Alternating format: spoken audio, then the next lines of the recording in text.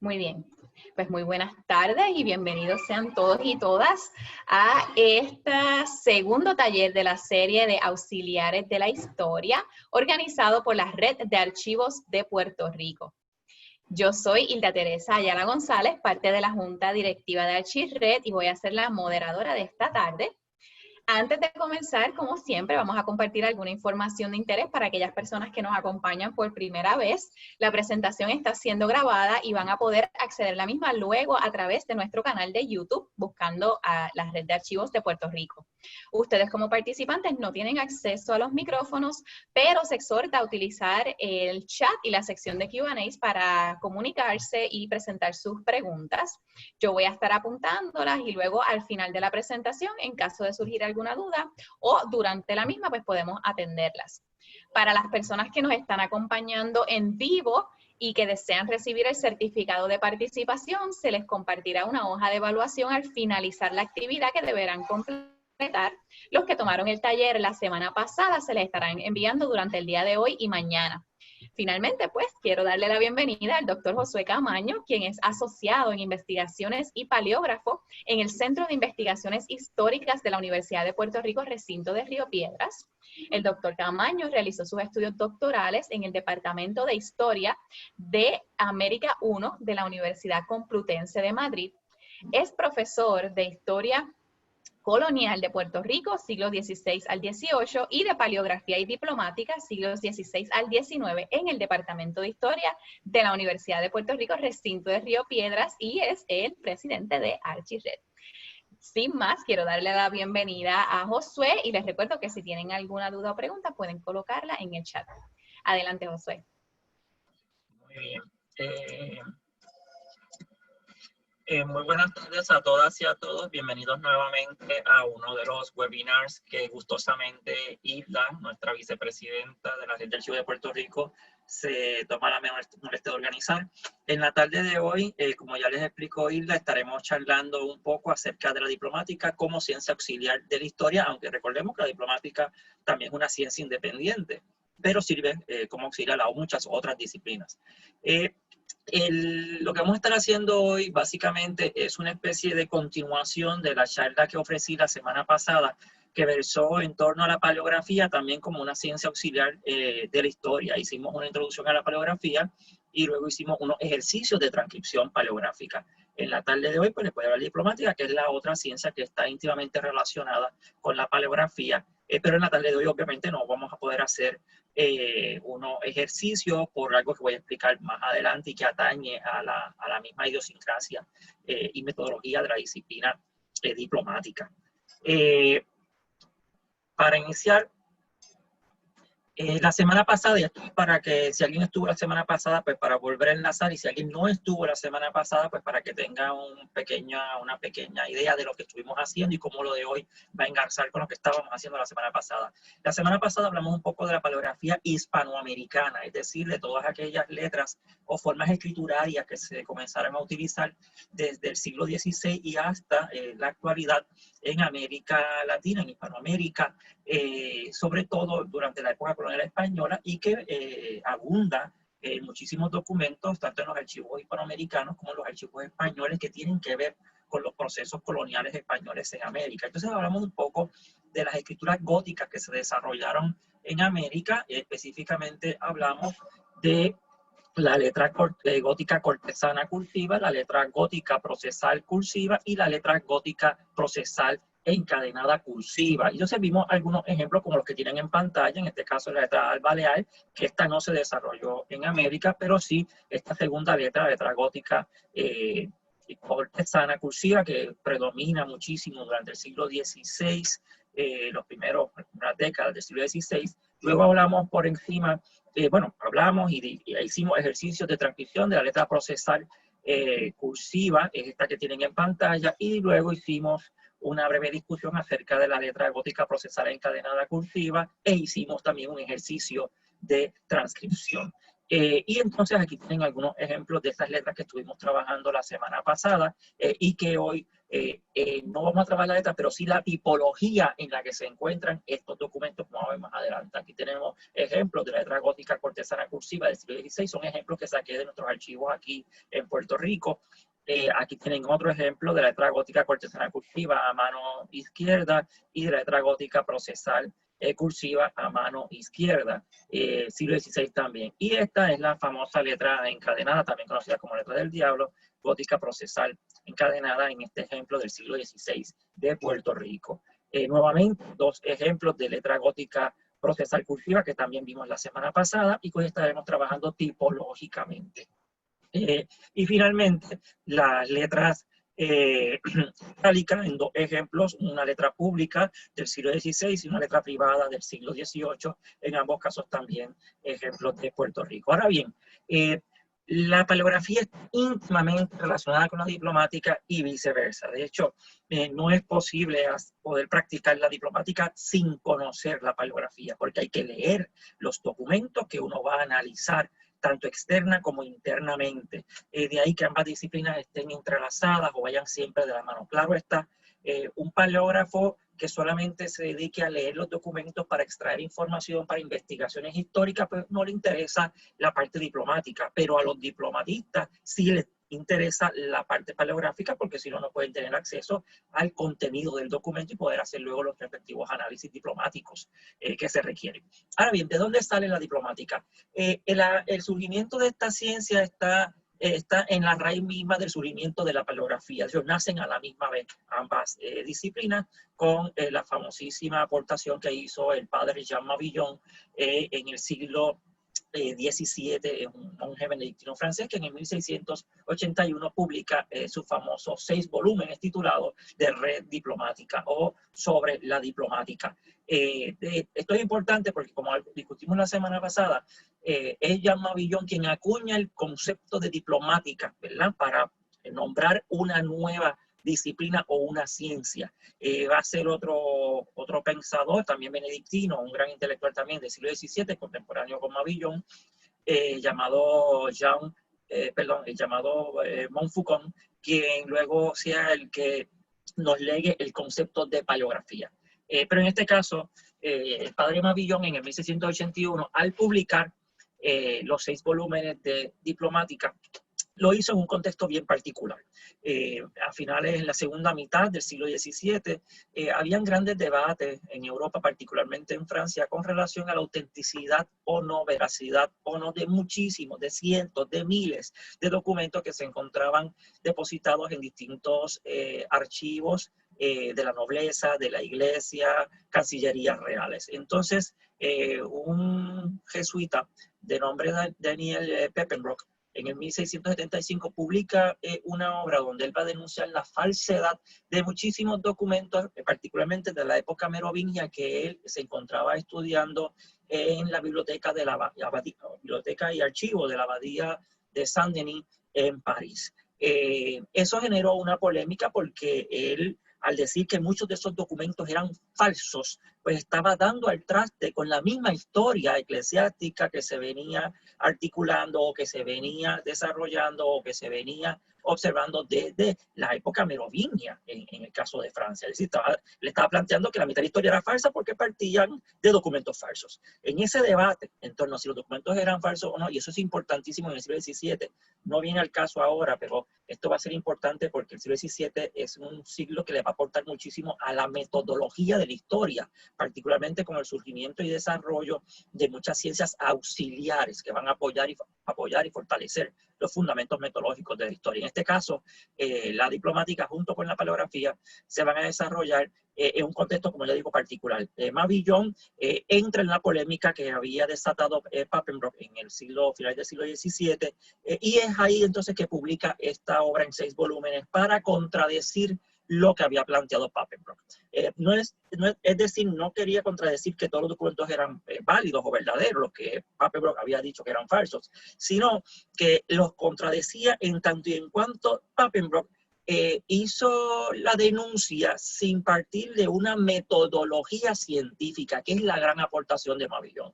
Mabillón va a desarrollar una metodología de análisis documental para poder validar esa documentación y entonces poder hacer uso fidedignamente de la misma. Esta es la gran aportación de Mabillón, ¿verdad? Un método para analizar y validar la documentación que se encontraba depositada, en este caso, en los archivos eclesiásticos en Francia, y que por supuesto luego va a servir el mismo método para analizar cualquier documento en cualquier archivo, en cualquier biblioteca de cualquier época, inclusive hasta la actualidad, hasta el siglo XXI. La obra de Mabillón, que nos va a dar el concepto, como ya expliqué, se va a mantener casi por más de 50 años como la obra puntual y de referencia en toda Europa a la hora de hacer análisis diplomático sobre la documentación existente en los distintos archivos. No es hasta que se publica entre 1750 y 1765 el nuevo Tratado de Diplomática publicado por René Prosper Tassin y Charles Toussaint, también otros dos grandes historiadores franceses, que tendremos una nueva gran aportación en términos metodológicos a la disciplina. Pero Mabillón seguirá siendo, ¿verdad?, la base del desarrollo de esta disciplina y, por supuesto, distintos otros intelectuales que comenzarán a desarrollar los fundamentos de la nueva disciplina que comienza esto es interesante, en 50 años, 60 años, la disciplina se desarrolla a unos niveles impresionantes por el gran interés que había en muchos sectores intelectuales por validar la documentación. Por eso tiene un gran impacto. Hasta ese momento se consultaban documentos en distintos archivos o bibliotecas y a partir de ahí se montaban grandes obras históricas o grandes crónicas. Pero en la medida en que tú comienzas a plantear que esa documentación es falsa, ¿verdad?, es inválida o está adulterada, comienzan a cuestionarse los relatos históricos. Los relatos históricos de la iglesia, los relatos históricos de las cancillerías reales, los relatos históricos de las monarquías que tendían a legitimar el poder eclesiástico, monárquico o el poder económico, ¿verdad? Entonces, esto es importante, ¿verdad? Tenemos que tener documentos debidamente validados para entonces poder hacer un debido uso de ellos. Entonces, Mabillón va a convertirse, como ya expliqué, en el iniciador, ¿verdad?, de la diplomática como disciplina en el siglo XVII, a partir de, como ya dije, de la publicación de Res Diplomatica Libris Ex en el 1681. Y detrás de él muchos otros intelectuales le van a ir. Está bien, ¿qué es diplomática en la actualidad? La diplomática se define de la siguiente manera. Es la ciencia de los diplomas, ¿verdad? En el siglo XVII los diplomas son los documentos que están en el formato diploma, ¿verdad? Es decir, que se encontraban en vitela o pergamino, principalmente los documentos medievales. Pero hoy por hoy no solamente es la ciencia de los diplomas, sino la ciencia de cualquier documento. Es decir, es la ciencia que estudia los documentos, cualquiera que sea su autor, y teniendo en cuenta sobre todo los caracteres extrínsecos e intrínsecos de los documentos, y de eso vamos a hablar más adelante. Es decir, la diplomática analiza el soporte del documento. El documento es lo que está escrito, ¿verdad?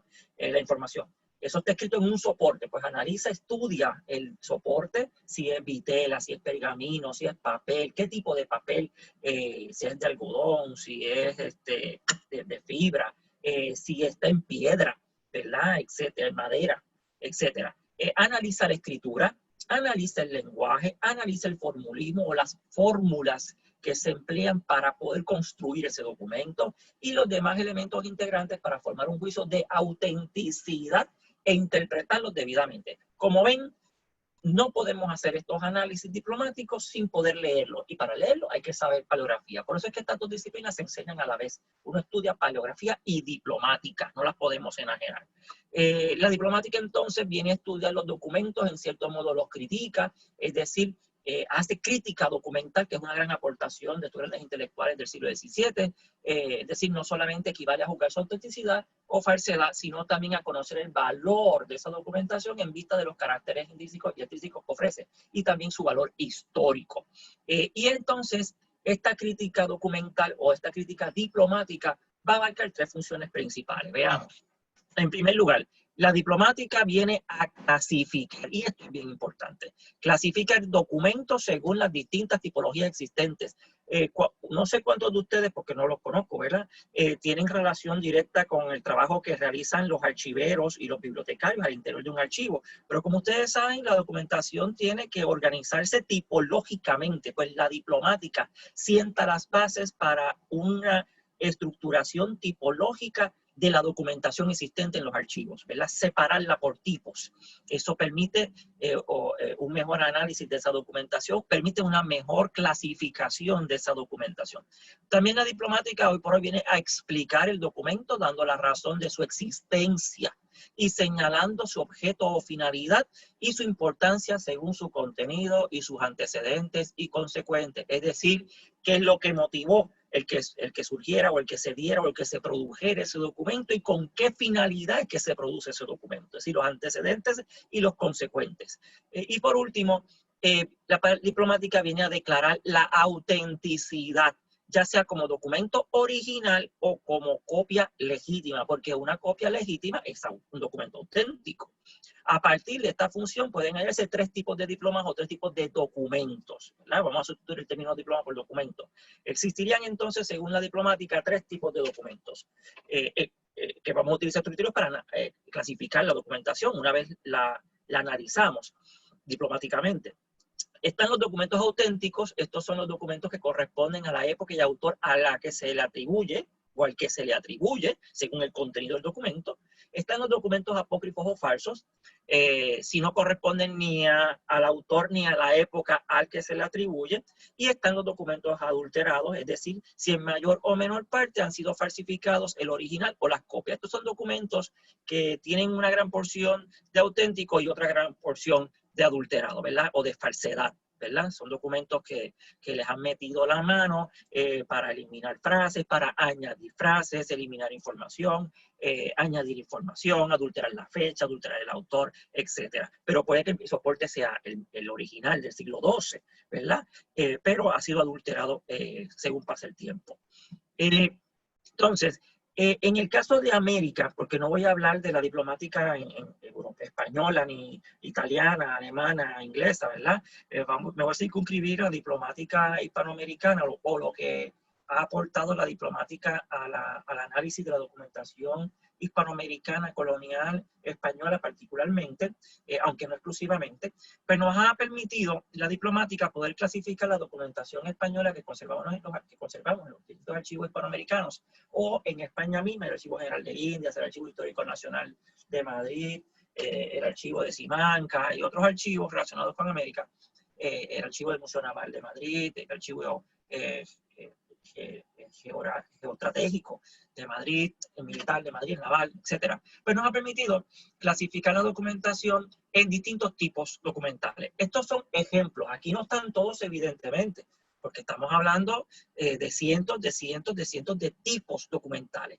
Pero esto es importante porque el diplomatista tiene que conocer cada uno de estos tipos, cómo se construye cada documento, la estructura interna de cada uno de estos documentos y la estructura externa de cada uno de estos documentos. Eso es imprescindible para poder adelantar parte del análisis que luego se va a querer hacer con estos mismos documentos, y sobre todo si uno es historiador, también uno le permite a uno ya saber qué tipo de información uno puede encontrar en estos documentos dependiendo del tipo de documento del que se trate, ¿verdad? Porque una carta no ofrece el mismo tipo de información que lo que ofrece una visita o lo que ofrece una probanza. Pues bien, aquí tienen unos ejemplos de la tipología documental que se ha establecido en época del siglo XIX, ¿verdad? Hasta el momento. Crónicas, legislación indiana, juicios de residencia, probanzas, créditos, procesos, visitas, tomas de cuentas, penas de cámara. Voy a ir a cada una de ellas ahora.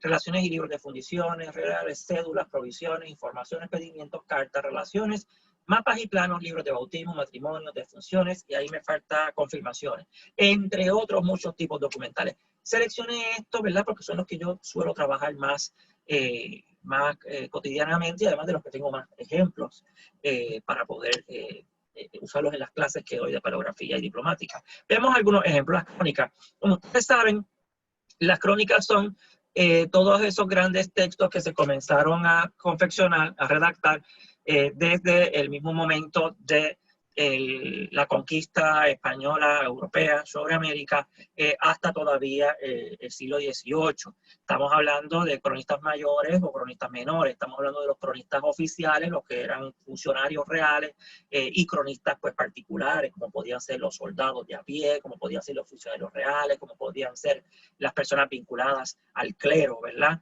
O a la iglesia. Aquí tienen dos ejemplos, la famosísima historia verdadera de la conquista de Nueva España. Esta es la crónica de Bernal de Castillo. Como ustedes saben, fue un soldado que acompañó a Cortés en el proceso de conquista y destrucción de Tenochtitlán en México.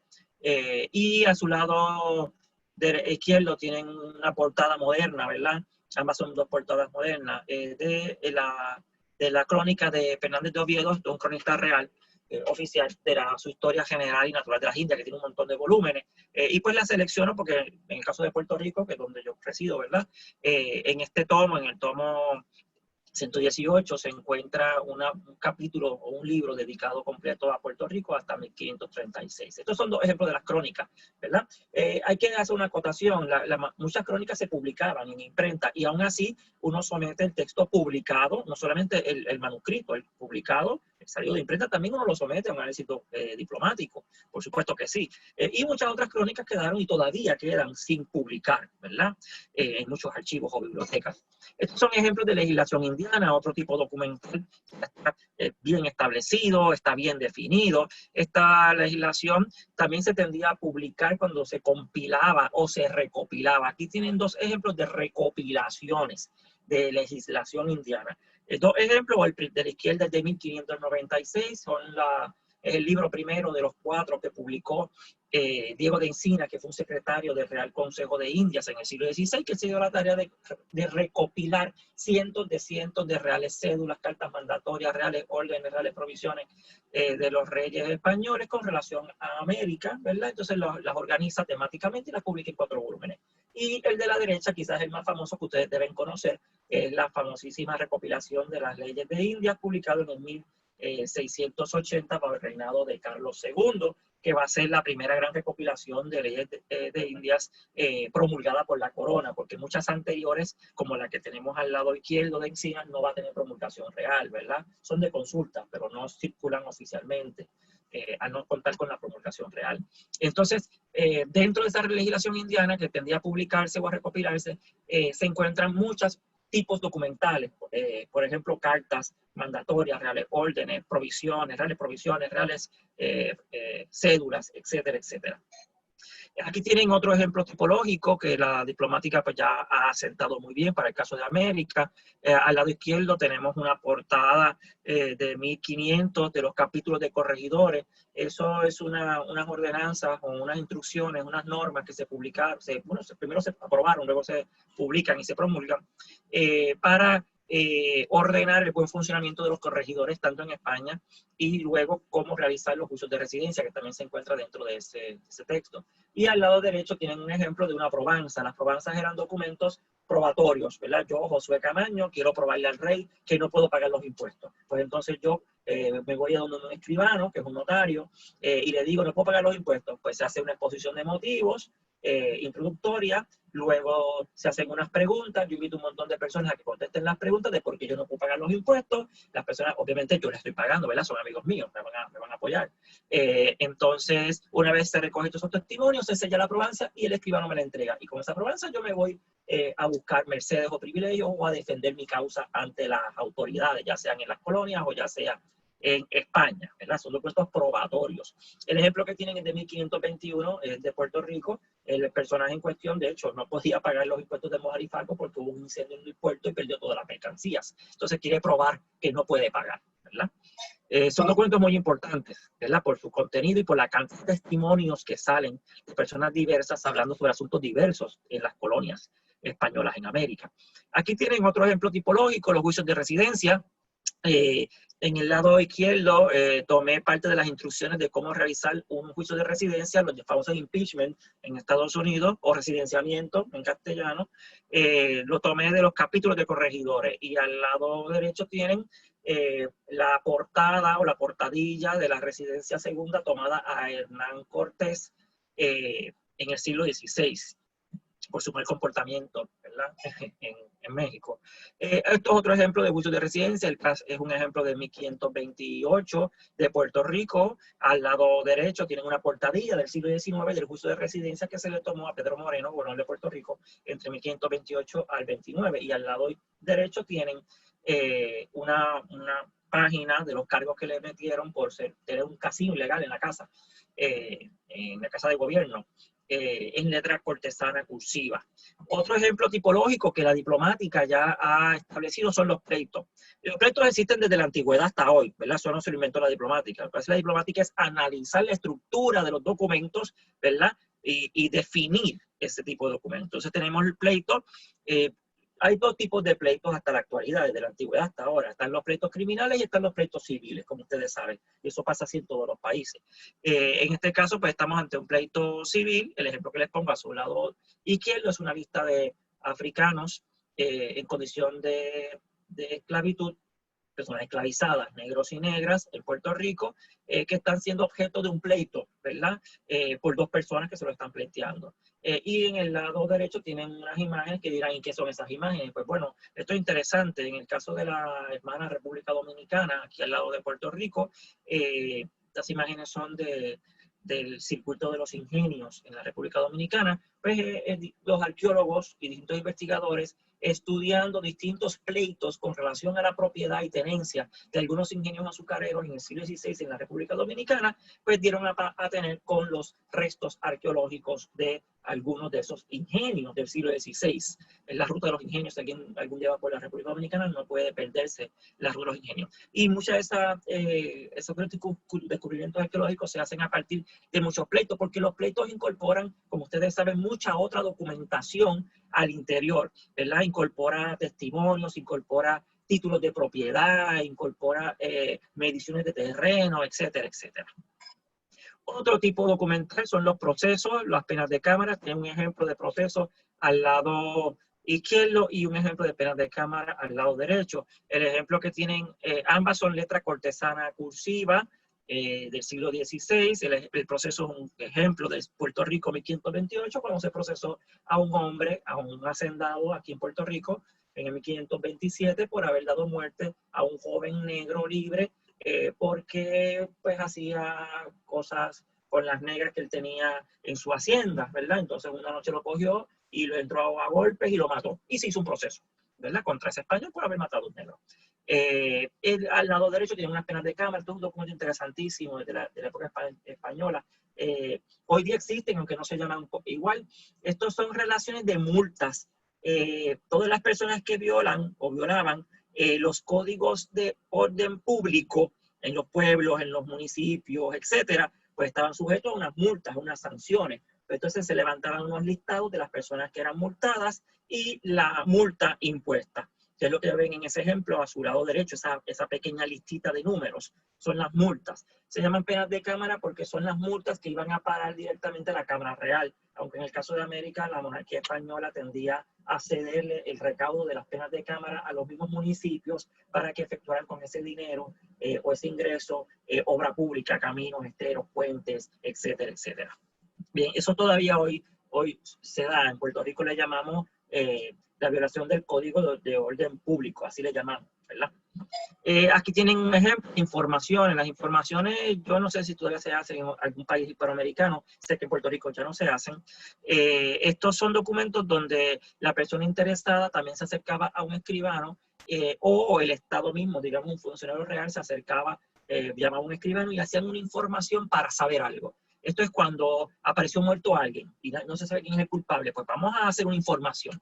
Vino un temblor y destruyó la iglesia catedral. Pues vamos a hacer una información, ¿verdad? Es levantar constante información para enviarla a la corona, para que la corona esté informada, ¿verdad?, de todo lo que está ocurriendo en las colonias, y con esa información la metrópoli vaya tomando asertivas decisiones con relación al gobierno de sus colonias. El ejemplo que tienen aquí es una información hecha en México, en Tepeaca, con relación a los descubrimientos, conquistas y pacificaciones que llevó a cabo Hernán Cortés. Así lo titulan, pero sabemos que más que descubrimientos, conquistas y pacificaciones, ¿verdad?, pues son las conquistas y destrucciones que llevó a cabo Cortés y sus seguidores en América.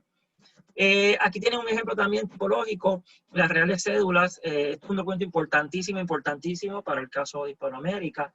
Se dio en toda América. Estos son órdenes reales. La corona emitía reales cédulas para cualquier asunto que ocurría en América, también en España, ¿verdad? Son tipos documentales que se llaman la Cancillería Real. En este caso, estamos ante un ejemplo publicado en el 1596 dentro del libro de Encinas que les mostré anteriormente. Al virrey del Perú le ordenan, ¿verdad?, que no haya vagabundos en el territorio, en el virreinato del Perú, ¿verdad? Tiene que sacarlos. Entonces, esto es importante porque las reales cédulas son mandamientos reales específicos o particulares, mientras que las reales provisiones, que aquí no tengo un ejemplo, son mandamientos o instrucciones de la monarquía, a través de la casilla real, de carácter general, ¿verdad? Las provisiones están casi siempre dirigidas a la población en general. O también las provisiones se hacían para otorgar oficios públicos, ¿verdad? El nombramiento de los gobernadores, nombramientos de virreyes, nombramientos de escribanos, se hacían mediante real provisión. El rey provee, ¿verdad? Un nombramiento. Las reales cédulas son cosas específicas, órdenes específicas, ¿verdad? Pero se complementan. El documento que tienen a mano derecho es un documento llamado pedimiento. Fue también bien utilizado durante la época española en América, también allá en mismo España. Mediante estos documentos, las personas interesadas le pedían a las autoridades, en este caso al rey, ¿verdad? Algo, le pides algo. El rey tiene la facultad de otorgar mercedes, ¿verdad? Pues tú le puedes pedir al rey cualquier cosa y el rey, si se mueve, si se siente, ¿verdad? Apelado o compelido por tu petición, por tu pedimiento, pues te concede lo que tú pidas. En este ejemplo es de 1590, Puerto Rico, la señora doña Inés de Torres le está pidiendo al rey, ella vive en España, le está pidiendo al rey que por favor obligue a su esposo, que se llama Jorge Díaz, es un capitán que se encuentra en Puerto Rico, que lo obligue a que regrese a España a vivir con ella, porque la abandonó y a sus hijas también. Y está pidiendo que regrese y que si no va a regresar, ¿verdad? Que por lo menos le mande una pensión alimentaria para ella y sus hijas, ¿verdad? Eso es lo que está pidiendo. Aquí acoto algo. La persona pide al rey mediante un documento llamado pedimiento. Hay una exposición de motivos, unas preguntas, llamas a unas personas que tú conoces que contesten las preguntas para que te ayuden. El documento se cierra por escribano, se sella y tú te vas con él a pedir lo que tú necesites. Si el rey te concede el pedimiento, se concede a través de una real cédula o una real provisión. El rey te contesta con cédula o provisión. Tú haces un pedimiento, el rey te contesta con cédula o provisión. Por eso esto es bien importante, jóvenes, caballeros, chicas y chicos que me escuchan, porque a la hora de investigar, si yo me encuentro un pedimiento y quiero saber cómo se resolvió el pedimiento, yo tengo que ir a un archivo, a la serie de cédulas, a buscar la posible respuesta a ese pedimiento. No lo voy a encontrar en una carta, no lo voy a encontrar en otro pedimiento. El pedimiento se contesta con una cédula. Eso es importante. Este pedimiento que yo trabajé en mi tesis, por eso lo tengo aquí, yo nunca supe si el rey le concedió a doña Inés de Torres lo que pedía, que era que su marido regresara a España. Y me topo un día con perdón, en la dirección, me encuentro con una compañera que también estaba haciendo su tesis doctoral y me cuenta un día que ella tiene este caso, que una cédula que el rey ordena que un tal Jorge Díaz regrese a España a hacer vida maridable con su esposa. Pero ella no sabe por qué el rey manda eso. Y yo le digo a la compañera, oye, ¿sabes qué? Yo tengo el pedimiento de la mujer, tú tienes la real cédula ordenando que el hombre vaya. Tenemos que unir ambos documentos para enterarnos de qué va el asunto, ¿verdad? Aquí tienen otros ejemplos tipológicos, no los pongo todos, ¿verdad? Porque estamos cortos de tiempo. Libros de bautismo, matrimonio, estos son casos de Puerto Rico del siglo XVIII. De difunto. Se da en todas partes donde está, ¿verdad?, implementado el catolicismo, desde la época medieval hasta el sol de hoy. Se siguen haciendo estos libros muy importantes para la historia social, económica, política, genealogía, en cualquier parte, y también están sujetos a los análisis diplomáticos, sobre todo porque son fáciles de adulterar. Yo podía cambiar el padre, la madre para legitimarme o para legitimar a otra persona, ¿verdad?, para hacer daño a otra persona.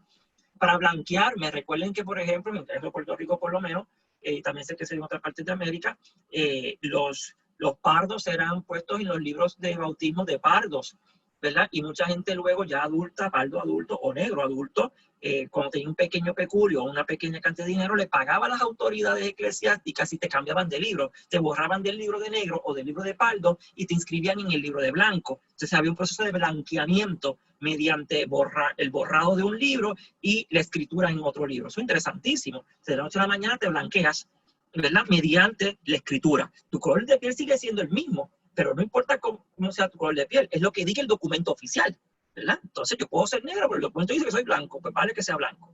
Esto es interesantísimo. Pero bueno, la diplomática pues versa sobre esto, ¿verdad? Ir validando la documentación o viendo cómo se va adulterando conforme pasa el tiempo. Y los mapas y planos, lo pongo como un ejemplo interesante porque mucha gente a veces piensa en los mapas y los planos pues como algo que ilustra, ¿verdad? Espacialmente un entorno o un territorio. El mapa y plano es un documento que también puede ser susceptible de lectura. Podemos leer un mapa y un plano. El ejemplo que les pongo es de Puerto Rico del siglo XVI, y este mapa puede ser leído. De hecho, tiene palabras, tiene texto incluido este mapa de Puerto Rico del siglo XVI. Esa es la isleta. Los que no conozcan Puerto Rico, la capital de Puerto Rico, la ciudad de San Juan, se encuentra en la parte antigua, en una isleta que está al norte de la isla grande de nosotros, y se conecta por un puente. Están viendo la isleta, la capital, ¿verdad? En el siglo XVI, y atrás están viendo la isla de Puerto Rico. ¿Bien? Entonces, la diplomática versa sobre el estudio de los documentos para autentificarlos y clasificarlos tipológicamente, como los ejemplos que le acabo de mostrar, ¿verdad? Y así muchos otros tipos documentales. Ahora bien, estrictamente hablando, ¿qué es lo que hace la diplomática o cómo lo hace la diplomática? La diplomática hace dos tipos de análisis: análisis intrínsecos y análisis extrínsecos de los documentos. Vamos a comenzar con los caracteres intrínsecos de los documentos, es decir, con las fórmulas del dictado del texto, las formas que se leen. Por eso es que hay que saber paleografía, porque para poder hacer análisis diplomático intrínseco de un documento hay que saber leerlo, ¿verdad? E interpretarlo correctamente. Veamos. El concepto de carácter intrínseco, ahora voy a ir un poco rápido, ¿verdad? Porque quiero cubrir todo esto a modo introductorio. ¿Qué es esto? Pues este es el aspecto formal del contenido del texto, ¿verdad? El contenido es el tenor del escrito o modo como se articulan las partes del discurso, ¿verdad? Que compone ese documento. Es donde se presenta al autor, se explica el acto jurídico o lo que se intenta comunicar o lo que se comunica en ese documento. También se enuncian los medios de validación, como los sellos, las firmas, las rúbricas, etcétera, etcétera. Todos los documentos participan de la misma partición analítica o esquema compositivo. Y esto es importante. Lo vamos a ver más adelante. Los documentos tienen unas estructuras internas que los diplomatistas tenemos que conocer a la perfección. De hecho, cuando leemos un documento, sabemos en qué parte del documento estamos, ¿verdad? Porque entendemos cómo se construye un documento. Y de hecho, hasta la actualidad, todos los documentos tienen una estructura interna. Una carta, una epístola, una tesis, una tesina, un memorial, ¿verdad? Un proceso, todos tienen una estructura interna establecida. Es necesario desmontar las partes del texto para comprenderlo. Es decir, el diplomatista disecciona el documento, va encontrando cada parte del documento y lo va separando para someterlo al análisis. También vamos a distinguir los documentos entre dispositivos o exhibidos como títulos, los documentos patentes, es decir, son los documentos que se realizaban para comunicar abiertamente algo. Por ejemplo, las leyes. Las leyes son documentos expositivos o exhibidos como títulos, porque tú no haces un documento, una ley cerrada, tú lo haces para que la gente se entere. Y luego están los comunicativos o de carácter epistolar, es decir, los cerrados. Son documentación de carácter privado. Si la carta que fulano le envía a su esposa o que fulana le envía a su esposo, ¿verdad? Veamos entonces las partes de los documentos. Los documentos dispositivos, lo que se hacen para que la gente venga en conocimiento de su contenido, ¿verdad? Los públicos. Tienen tres partes fundamentales. Todos los documentos estos tienen tres partes fundamentales. Por ejemplo, la real provisión, la real cédula, las leyes, las cartas mandatorias, las informaciones, las probanzas, todo ese tipo de documentos tienen estas partes que están aquí. Todos. Lo que hacemos es separarlas.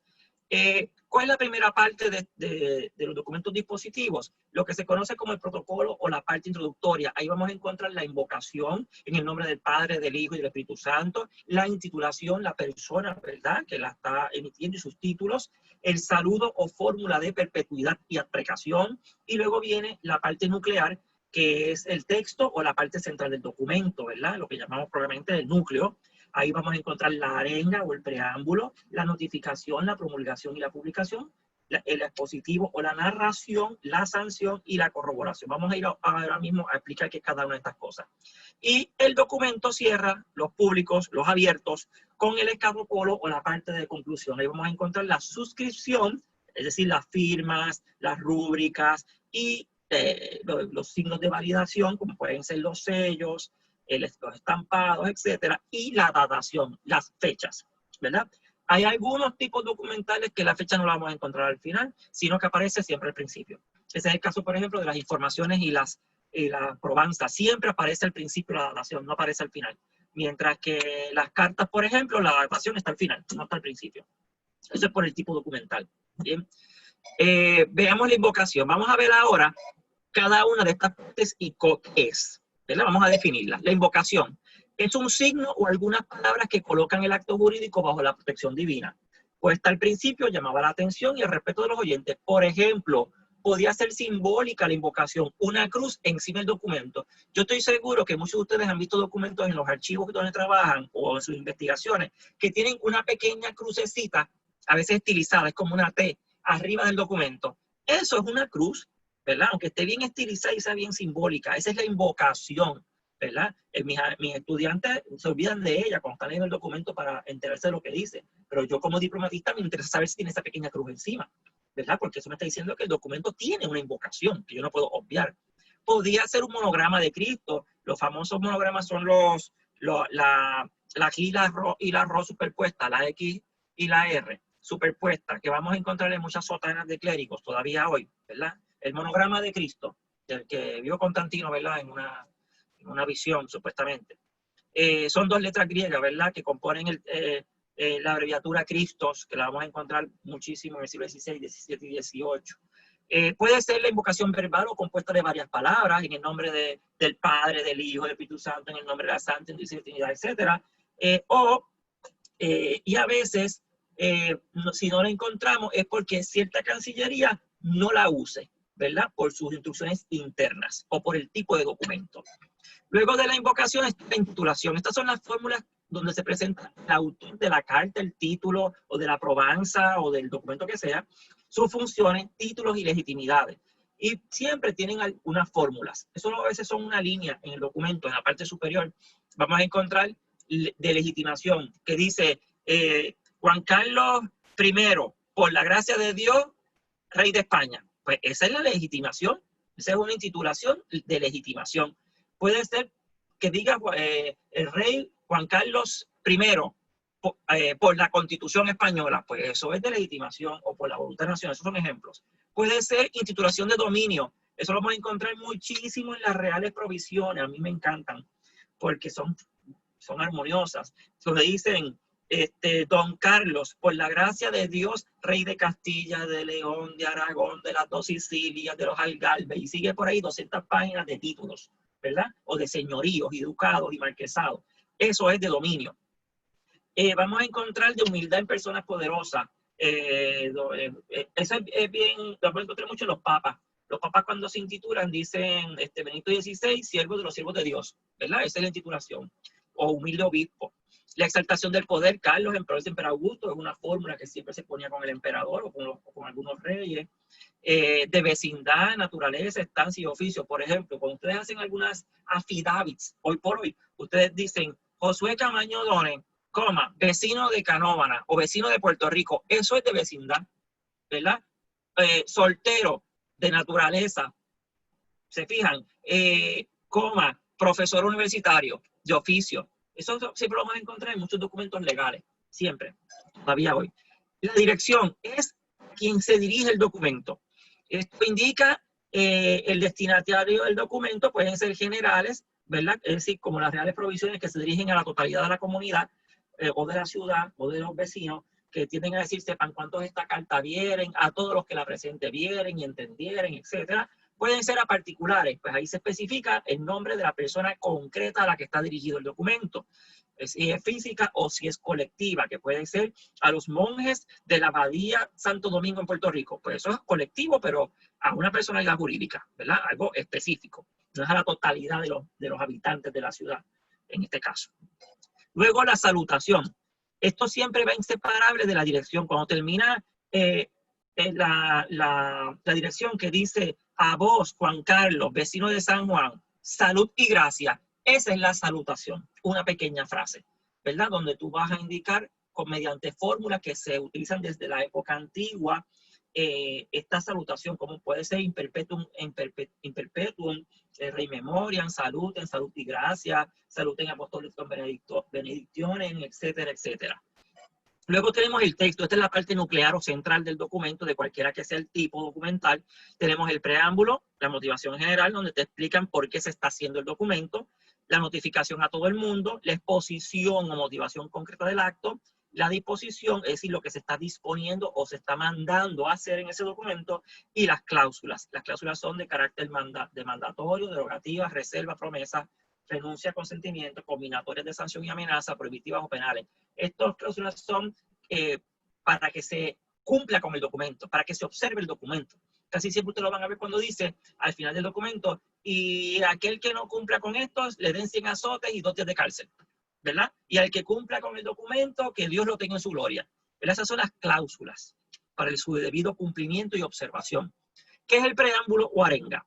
Aquí están las consideraciones generales, las sentencias, las citas, los aforismos bíblicos, políticos, filosóficos, donde se indican la necesidad de la salvación eterna, necesidad de ayudar a la iglesia, el contenido de la función real y episcopal y la utilidad de la escritura para luchar contra el olvido, por ejemplo. Esto es, por ejemplo, cuando dice, yo, el rey, porque me he enterado que a nuestro servicio conviene que se haga tal cosa para el funcionamiento adecuado de la monarquía. Pues eso es el preámbulo. O sea, la autoridad hace un preámbulo antes de ir, ¿verdad?, a lo que se va a comunicar propiamente o a mandar, ¿verdad? Es una especie de justificante.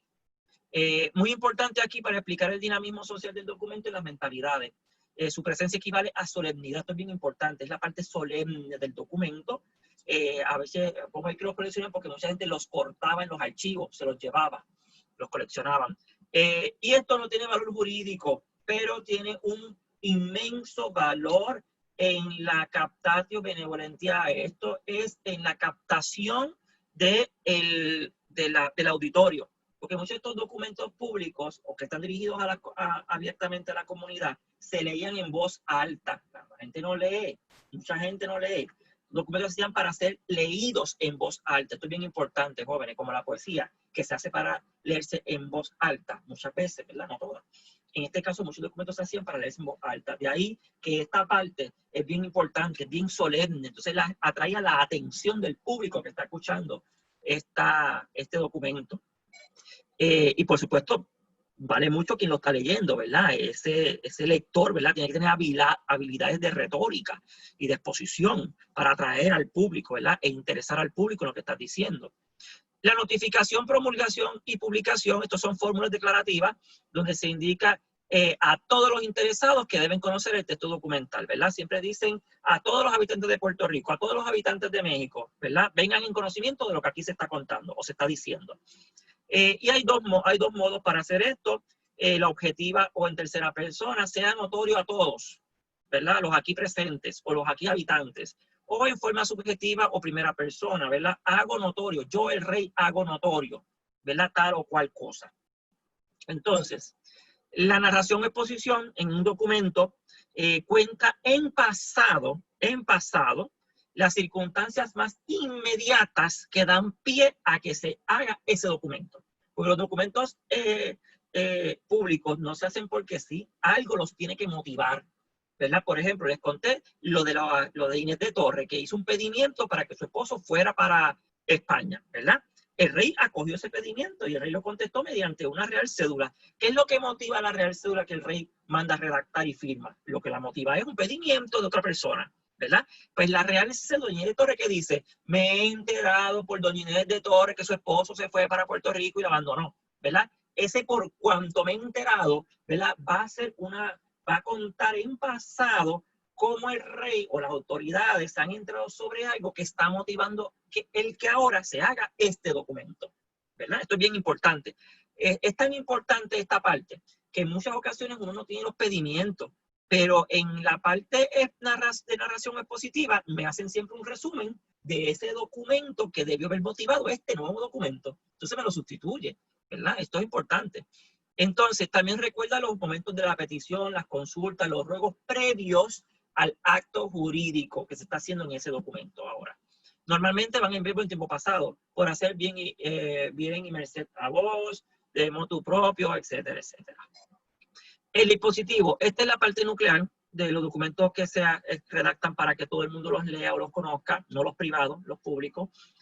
Aquí es donde las autoridades, ya sea el rey, el Consejo de India, el cabildo, el corregidor, el gobernador, el virrey, quien sea, el obispo, el cura, ¿verdad? Ordena algo, ¿verdad? Es lo que está ordenando, es la disposición.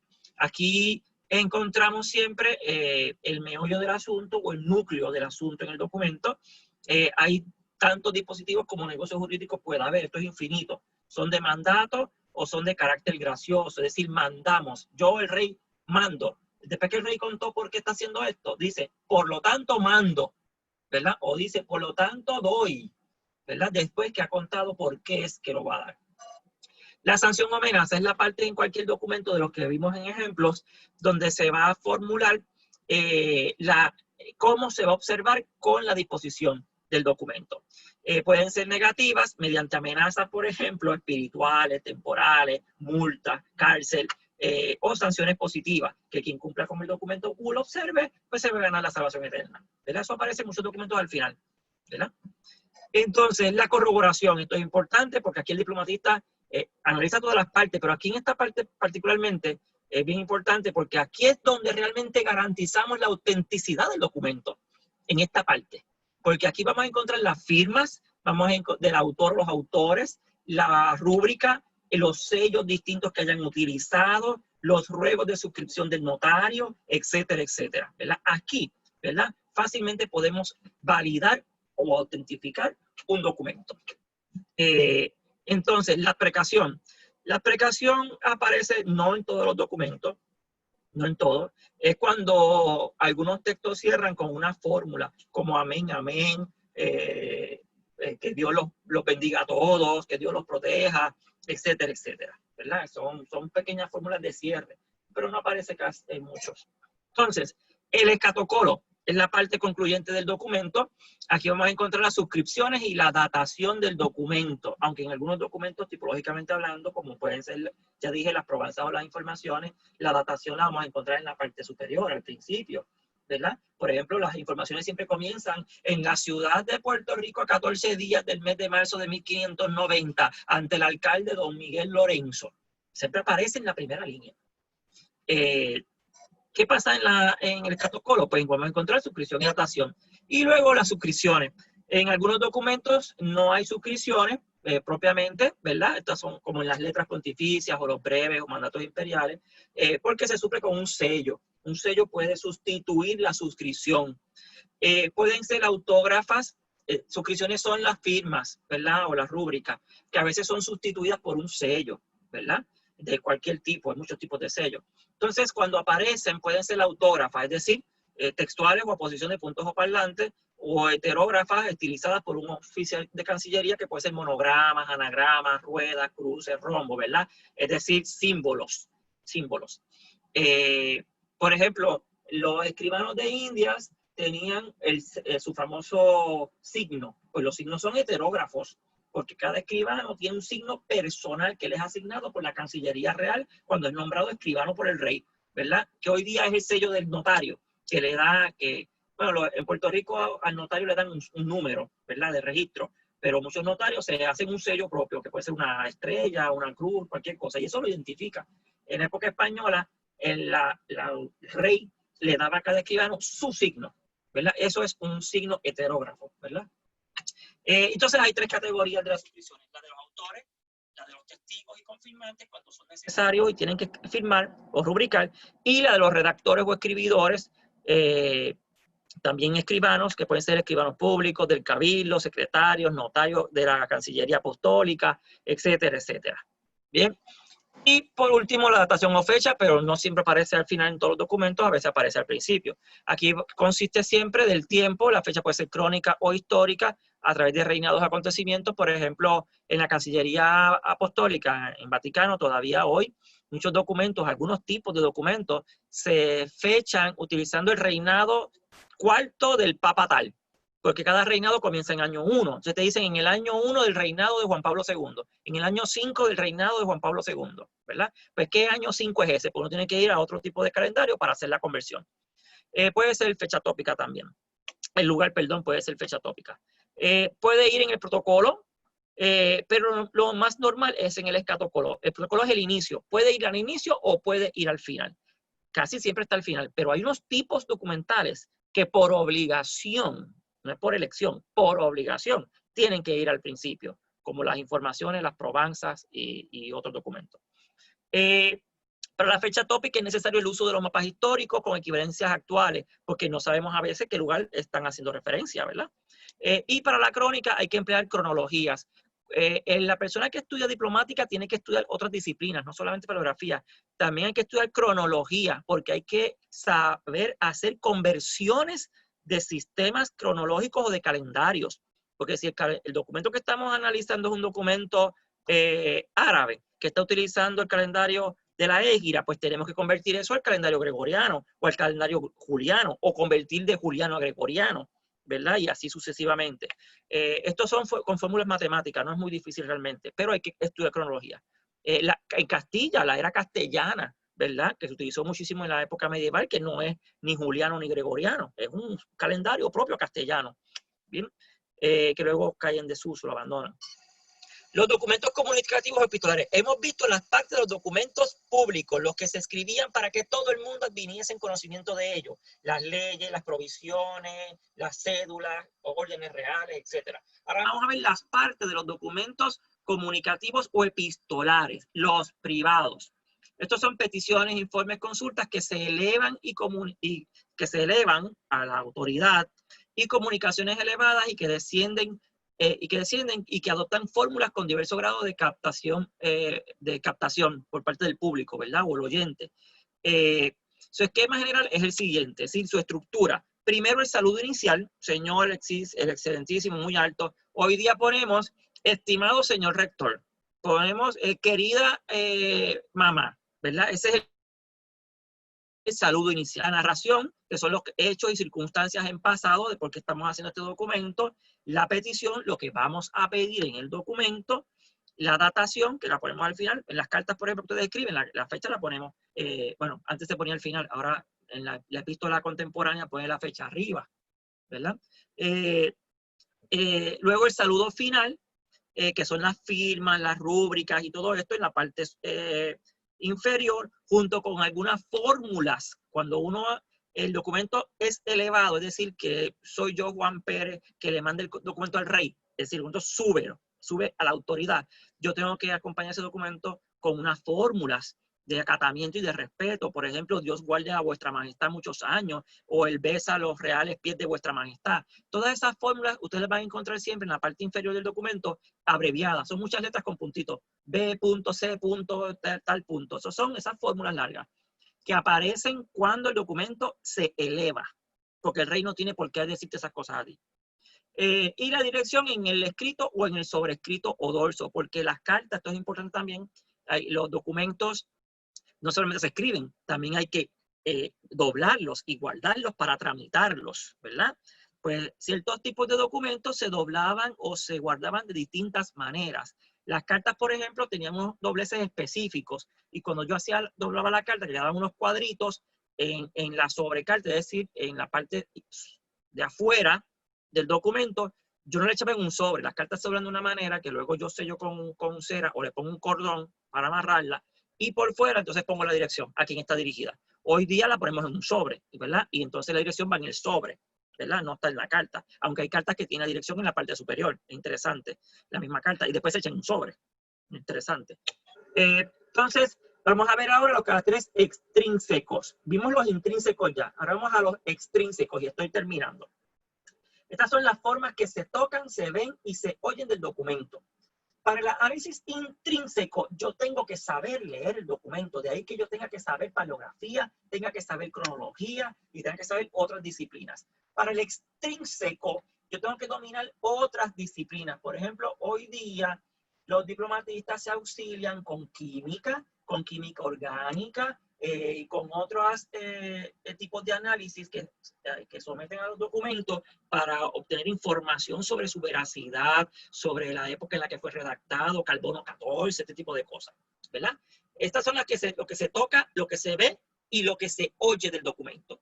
Un gran diplomatista puede hacer todos estos análisis sin auxiliarse de las ciencias contemporáneas, de la química, ¿verdad? Por ejemplo, porque tiene un ojo, un oído y un tacto impresionante. Esto es como el que cata el vino, ¿verdad? Que sabe en qué año fue cosechado, cuándo se embotelló, cuál es el tipo de uva y de qué región viene, ¿verdad? Si tú eres un gran diplomatista, tú puedes identificar por ver, por tocar, por ver y por oír el documento, tú puedes identificar de dónde viene, tú puedes identificar la época, tú puedes identificar hasta quién pudo haberlo escrito. ¿Bien? Claro, hay que ser un gran especialista. Primero, el concepto de formas extrínsecas. ¿Qué son estas formas extrínsecas? Pues son las formas de la apariencia externa al ojo, al oído y a las manos, porque los documentos pueden ser escuchados, tienen sonidos los documentos. No asumen la construcción del texto, es decir, no tiene nada que ver con el contenido. Esa es la parte intrínseca. Pueden ser examinados sin tener en cuenta el contenido del texto. Aparecen completos en los originales. Esto es bien importante. El análisis intrínseco yo lo puedo hacer con una fotocopia de una real cédula del siglo XVI o una digitalización. Lo puedo hacer porque me enfoco en el contenido, en la estructura interna. Ahora bien, el análisis extrínseco yo solamente lo puedo hacer con originales, porque yo tengo que tocar el documento original, tengo que ver el original, tengo que oler el original, tengo que escuchar, ¿verdad?, el original. No aparecen borradores, no aparecen minutas y no aparecen en las copias. Aquí hay que trabajar con los originales. ¿Bien? Solo se estudian para fundamentar la verdad y la autenticidad del texto. Hoy también se estudian como estrategias de poder, porque dependiendo en donde el soporte o los instrumentos utilizados para escribir o los tipos de tintas o los colores empleados, eso dice mucho de la autoridad que posee ese emisor, dice mucho del poder que tenía ese emisor, etcétera, etcétera. Veamos los extrínsecos. Son tres: visuales, auditivas y táctiles. El escrito textual en su forma intrínseca se enriquece y comprende acompañado de mensajes y matices de tacto, oralidad y visibilidad.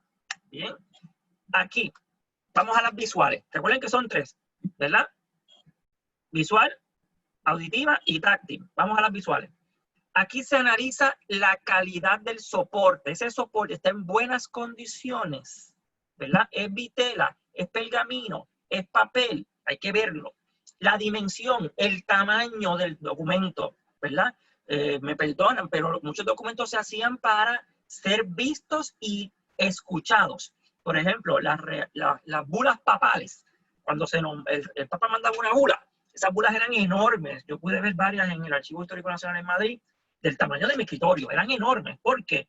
Porque la bula contiene un mandato del Papa, ¿verdad? Y esa bula, después que se leía en la catedral, tenía que ser mostrada a la feligresía en la catedral, tenía que ser bien grande, y mientras más grande la bula, decía mucho del poder del Papa, ¿verdad?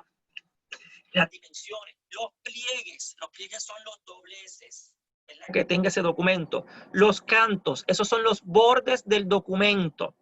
Esto es importante. Los cantos barbados o los cantos sin barbas se hacían en función de la calidad del documento y de la calidad o situación social de la persona que está emitiendo el documento. La iluminación de los colores de las tintas, ¿verdad? Usan dorados, usan plata, usan tinta de oro literalmente, usan negro, púrpura, verdes. Cada color dice mucho también de la situación social del que lo está redactando, ¿verdad? O de quien ordenó redactarlo, o de la naturaleza del contenido del documento. La distribución de los blancos y las pausas, esto es importante. Recuerden que hablamos la semana pasada que muchos documentos carecen, la inmensa mayoría, de signos de puntuación modernos. No hay puntos, comas, puntos y comas, signos de exclamación o de interrogación, eso no lo hay. ¿Qué sustituye eso? Las pausas, las pausas, unos en blancos, espacios blancos que se dejan, o ciertas palabras que indican, ¿verdad?, expresión en el tono del documento. La forma expresiva de la escritura, las ruedas o concéntricas que se pueden colocar en el documento, eso son unas ruedas, ¿verdad?, al interior, unos círculos. Y la naturaleza de los sellos que se colocan para validar el documento. Son sellos placados, son de cera, son de tinta, son dibujados, son colgantes de plomo, de cáñamo, etc. En las auditivas, ¿cuáles son? El carteo. El carteo a mí me encanta. Yo en eso, yo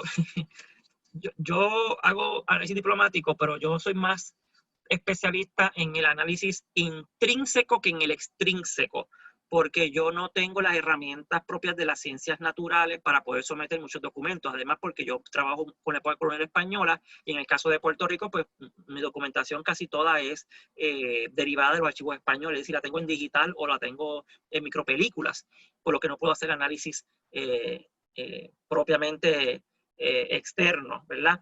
Pero el carteo eso es genial. Yo no sé cómo hacen algunos especialistas. Es escuchar, ¿verdad? El sonido del papel o el pergamino o el tipo, ¿verdad? De soporte. Escucharlo, carteo, el sonidito que hace.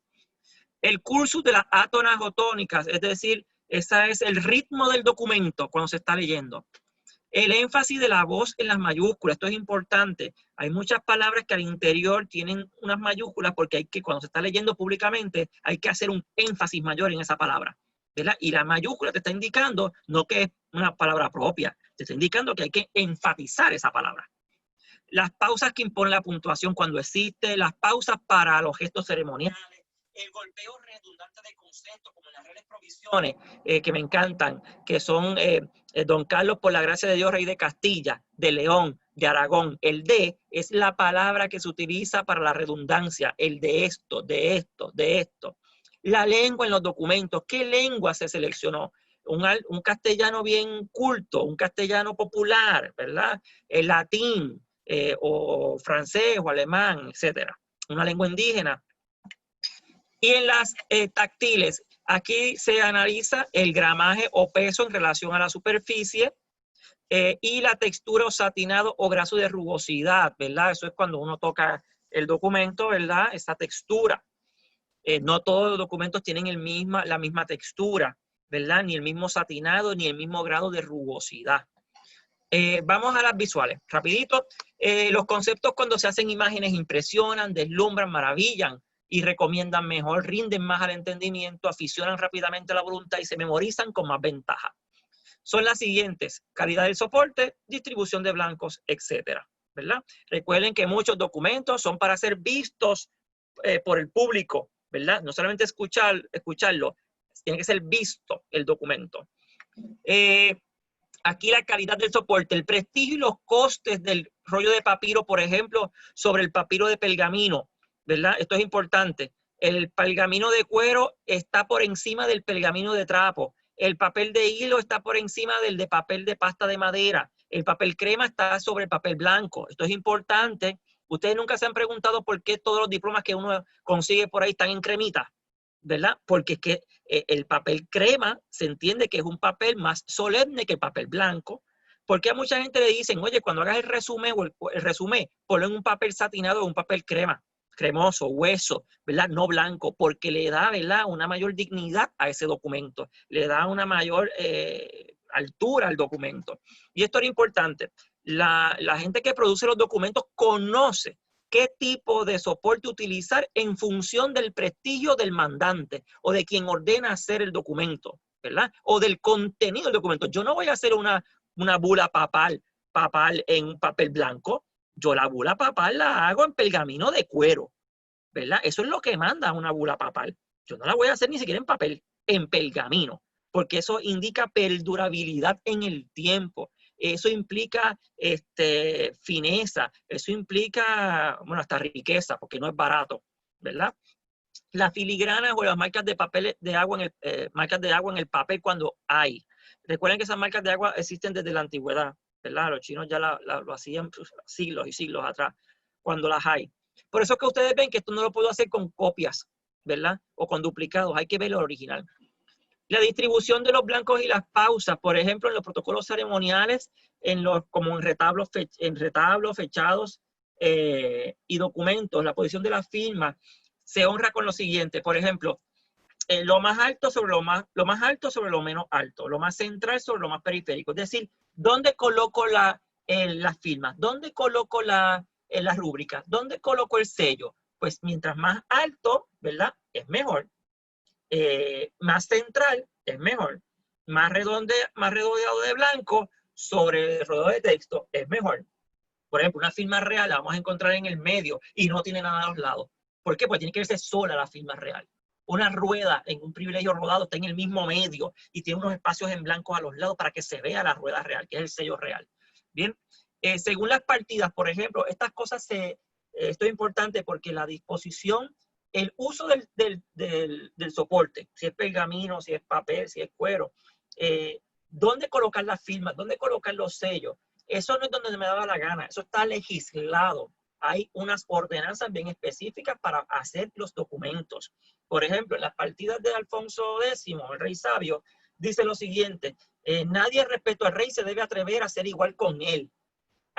No se puede sentar delante del rey, no se le puede igualar, ni estar en lugar más alto que él. El rey tiene que estar en lugar más alto, tú en lugar más bajo. Por eso es que la gente tiene que inclinar la cabeza ante el rey. El rey utilizaba sombrero, tú tienes que quitártelo. Y más deben intentar, ¿verdad? Lugar más bajo y fincarlo, y no, eso es hincar las rodillas ante él. El lugar y modo de la firma depende de la calidad de las personas, del obsequio que se quiere manifestar y del estilo. Observar lo anterior, por ejemplo, en un privilegio rodado, en una real cédula. En las cédulas reales, la firma del rey aparece arriba, en la parte superior, centralizada. Y en algunas ocasiones, en algunas aparece abajo, centralizada, en algunas. Esto es un privilegio rodado. Miren la rueda concéntrica. Se llama privilegio rodado porque tiene una rueda en el medio y la rueda es el sello real. Esto es época medieval. Esto no se usó en América. Bien, noten que el sello real, ¿dónde aparece? No en una esquina del documento, esto es un pergamino.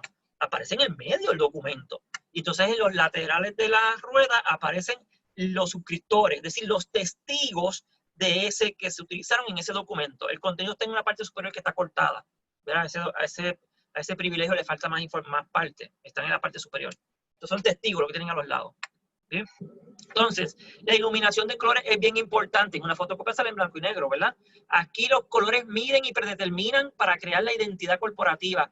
Se prefiere el color sepia sobre sepias y negro para el texto en general. Los púrpuras, azules, plateados y dorados son símbolos de poder, ¿verdad? Se utilizaban para los nombres del rey, los nombres de los papas, los emblemas, los crismones, ¿verdad? Que es el emblema de Cristo. Se utilizaban en la heráldica de algunos grandes personajes de las monarquías, etcétera, etcétera.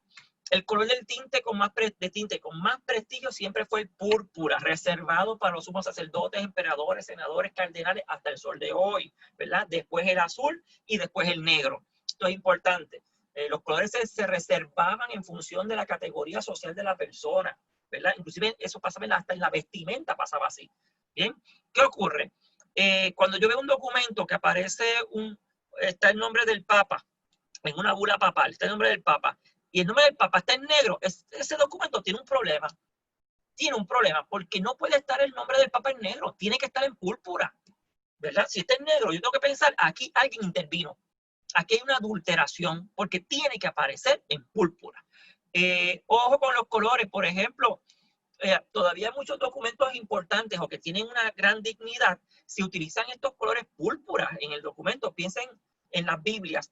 Muchas Biblias tienen el canto color plateado o color púrpura, casi rosado, rojo, ¿verdad? Porque es un documento que se entiende que tiene una gran dignidad. Los corpus legales, las leyes, cuando se publican, así pasa en Puerto Rico por lo menos, los códigos legales tienen el canto, ¿verdad? El borde es color dorado del papel, del canto, porque son leyes. Bien, un libro normal pues se publica no tiene color, ¿verdad? Es de color del papel. Esto es el canto, ¿verdad? Esto que está aquí. Entonces, los cantos o bordes en el pergamino, según la solemnidad documental, por ejemplo, cortes regulares, es decir, bien cortadito, bien rectangular, bien chévere. Para los más solemnes o los que se elevan a un superior, cortes sinuosos para los menos solemnes. Es decir, que puede tener curvita en los bordes. El canto es el borde.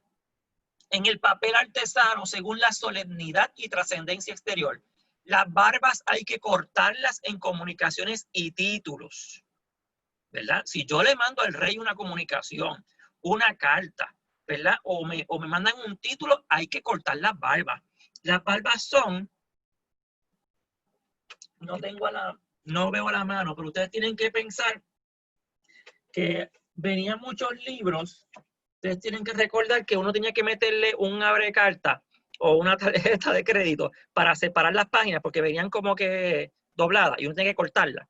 Y cuando uno la cortaba quedaban unos pelitos, ¿verdad? En el canto. Son esos libros que tienen esto peludo, porque no está totalmente liso el canto. Esas son las barbas, ¿verdad? Pues cuando tiene barba es porque son borradores, documentos que acompañan borradores, pero si ese documento yo lo voy a elevar a una autoridad o es un título, tiene que tener recortadas las barbas, ¿verdad? Si a mí me dicen, mira, cómprame esta real cédula de 1520 que conseguí, dame 100 pesos por ella, $100, y tiene barba, yo digo, eso es una falsificación, porque una real cédula no puede tener barba, ¿verdad? En todo caso, podría ser un borrador, pero uno una cédula auténtica validada por el rey o firmada por el rey, ¿verdad?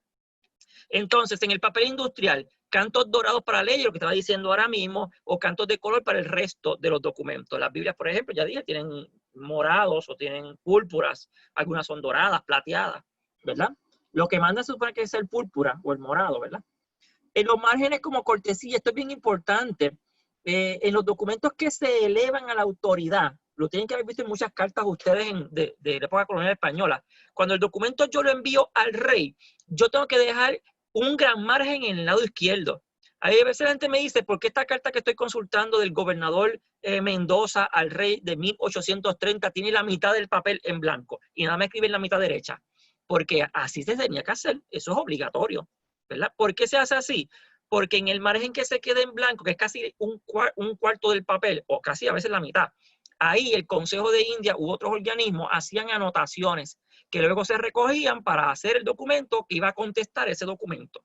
Bien, cuando el documento desciende del poder del Consejo de India, del rey, de un obispo, te lo envía a ti, no tiene márgenes, porque tú no tienes que hacerle ninguna anotación al rey, tú no tienes que hacerle ninguna anotación a un obispo. Cuando los documentos se dirigen a iguales, lo que se deja es casi un cuarto, ¿verdad? De margen, un cuarto. Eso está legislado, eso hay ordenanzas para hacerlo de esa manera. Los pliegues, esos son los dobleces. En las cancillerías se distinguían los pliegues, porque hay formas y se ordena cómo doblar el documento. Por ejemplo, la dimensión de los espacios en los breves pontificios, la distinción de los pliegues horizontales y verticales, el orden para hacerlo, que si primero vertical, primero doblar vertical, así, y después horizontal, así. En el respeto al sello placado, ¿verdad? Si tienes un sello placado, pues tienes que doblar de una manera que el sello no se rompa o que el sello no sufra, ¿verdad? Etcétera. Segundito que mi batería, estoy terminando. La dimensión del soporte, el tamaño del documento, si la majestad exige, el papa exige el despilfarro del soporte. Miren, si ustedes ven una bula papal enorme, no es porque sí, es que es del papa, tenía que ser bien grande, ¿verdad? Grandes dimensiones cuando es piel de cuero entero, es más prestigiosa que un simple retazo. Por ejemplo, hay bulas papales que es en la piel completa de la vaca, ¿verdad? Completita. El pliego grande para los solemnes reales provisiones o reales decretos, ¿verdad?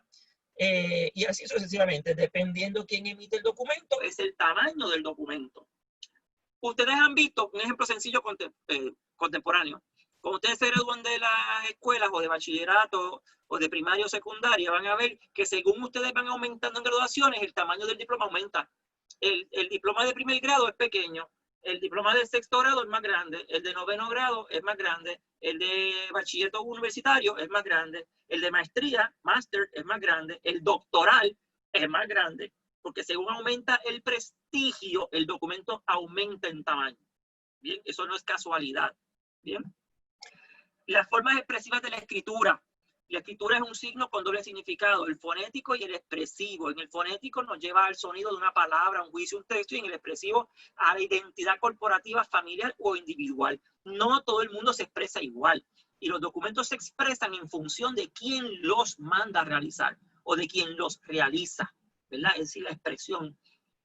Las escrituras cancillerescas, por ejemplo, son una señal de la identidad del poder real, ¿verdad? Y la escritura con su forma y figura es una cautela que asegura la autenticidad de los documentos públicos y privados.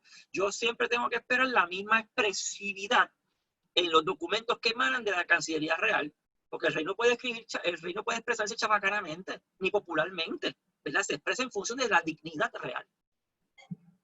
La naturaleza de los sellos. Esto es una cosa que me encanta. De hecho, la diplomática se subdivide en muchas otras disciplinas y ciencias. La disciplina específica que estudia los sellos se llama sigilografía. Sigilografía. Entonces, uno puede convertirse en sigilografista. Para ser sigilografista hay que ser diplomatista y hay que ser paleógrafo, ¿verdad? Entonces, ¿qué es lo que estudia qué es lo que se hace en el estudio de los sellos? Pues estudiar el sello o la bula. Una bula papal se llama bula porque le colgaban unos sellos, le colgaban de plomo. Esa es la bula en latín.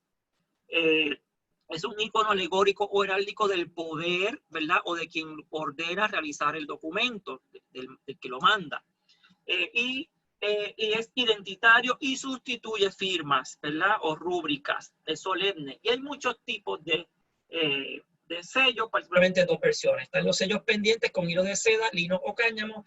Así aparecen, por ejemplo, en todas las bulas papales. Los sellos cuelgan con un hilo de lino o de seda, cuelga una bula de plomo, está colgando. Esos documentos eran bien pesados, porque aparte que la bula es bien grande, le cuelgan todos los sellos. Y la bula yo no la puedo doblar.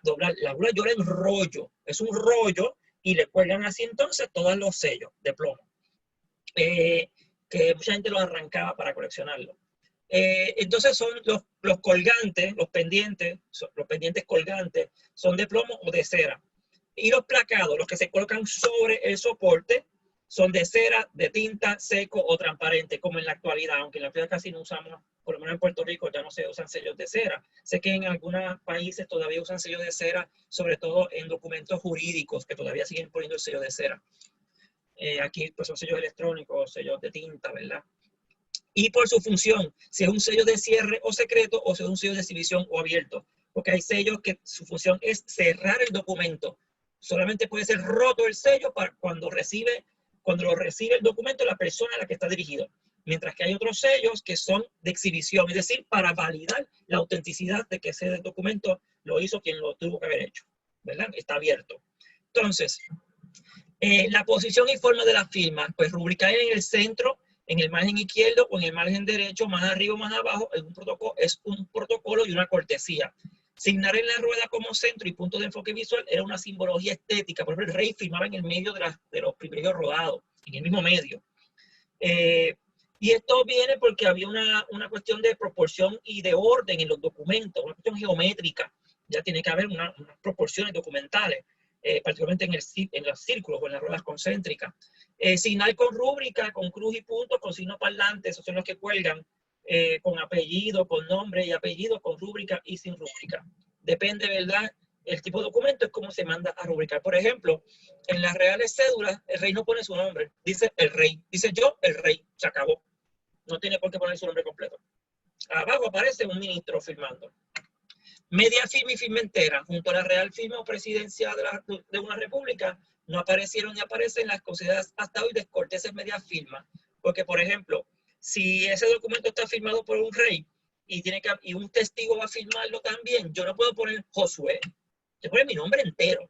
El rey puede hacer media firma. Yo no puedo hacer media firma al lado del rey. Por eso es que en las reales cédulas vamos a encontrar el rey pelado. Yo el rey. El rey puede hacerlo, yo no. Por ejemplo, ya desde Fernando VII e Isabel II se ordenó que en aquellos documentos en que yo pongo la mía, el resto de las personas tienen que poner la suya por entero, la firma entera. ¿Bien? Formas y mensajes auditivos. A la vista de un privilegio rodado, como el ejemplo que les mostré ahorita de la rueda, podemos reconstruir su lectura en voz alta. Estos documentos, la inmensa mayoría del pueblo colonial, por lo menos, los públicos, los abiertos, se escribían para ser leídos en voz alta, ¿verdad? Si el rey mandaba una cédula y llegaba al cabildo, en el cabildo el notario o el escribano tenía que leerla en voz alta y haciéndolo énfasis que ordena el documento. Su audición por los que lo recibían, la ceremonia de la audición, esto es importante. Muchos documentos, porque hay una ceremonia en la lectura, cuando uno leía una real cédula, cuando uno termina de leerla, había que besarla y ponerla sobre la cabeza y volverla a besar. Hay todo un ceremoniaje, ¿verdad? Y un protocolo a la hora de recibir y leer los documentos. Para los que no leían pero oían, que es la mayoría de estas sociedades, de la mayoría de la gente en estas sociedades, era el poder de las palabras buenas y apuestas, como decía Alfonso X. Y aquí una evaluación mía: el verso persuade mejor que la prosa. El carteo, eso es esto, ¿verdad? Esto es el ruido que produce al blandir, agitar y manipular el papiro, el pergamino y el papel almidonado. Aquí un gran especialista sabe con escucharlo de qué se trata, si es un pergamino, si es vitela, si es papel, etc. El ruido depende de la calidad del soporte, es un carácter de autenticidad. No suena igual la vitela de un breve pontificio que el pergamino de una bula. La bula siempre está en pergamino, siempre. Y los breves siempre están en vitela. Un papel almidonado que otro encolado con gelatina. Fíjense en esto: si a mí me venden una bula papal de 1340 en vitela, eso es falso. No puede ser, ¿verdad? Auténtico. El gramaje mayor o menor modula el carteo, es decir, el gramaje cuán gordo, ¿verdad? O no gordo es ese documento. El cursus. Este es el ritmo de las átonas y tónicas en el lenguaje en prosa. Eso es el sentido, ¿verdad? El ritmo del documento. Se inspiró en las cartas de León Magno en el siglo V y VI. Se retomó en la Cancillería Pontificia en el siglo XI. Luego se codificó en el 1187 por Alberto Morro. Y finalmente llega a las Cancillerías Reales en España. Esto está totalmente tipificado, organizado, mandatado. Bien, el cursus. Se escribe como tiene que escribirse, no como me da la gana. Se capta leyendo los documentos en voz alta y oyéndolos. No lo puedo leer para mí en silencio, tengo que hacerlo en voz alta. El énfasis de voz en las mayúsculas, pues las mayúsculas indican las voces notables por su significado. Las que son iniciales exigen una carga superior en la pronunciación. Resalte de voz inicial se da en conceptos como reina, rey, infante, nombres propios, ¿verdad? Otorgamos. Por ejemplo, en una real cédula, en una real provisión, la palabra otorgamos casi siempre hay que hacer el énfasis en O mayúscula, porque es el mandamiento real. Eso se lee en voz alta, recuerden. Yo no voy a decir porque el rey manda, no, el rey manda, ¿verdad? Pronombres posesivos y personales de reyes y autoridades, deseando a mi augusta hija que yo le diese, que yo. Las pausas de la lógica o de la retórica en el texto.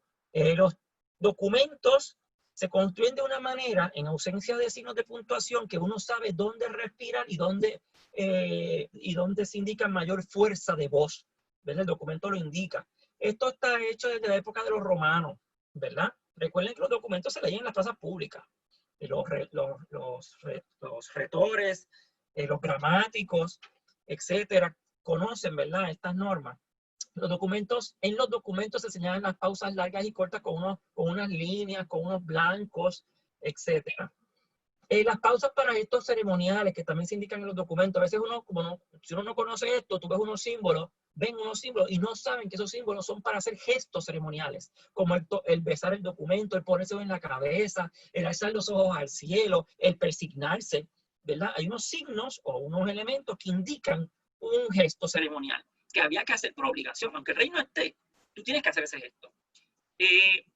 También la redundancia de las mismas palabras, como ya indiqué, en las reales provisiones, ¿verdad? El de Castilla, el de León, en los tratamientos de saludos, sacra, cesárea, católica, real, majestad, etcétera, etcétera. Porque estos son rituales, ¿verdad? Confeccionar un documento, redactarlo, luego enviarlo y que se lea, es un ritual, ¿verdad?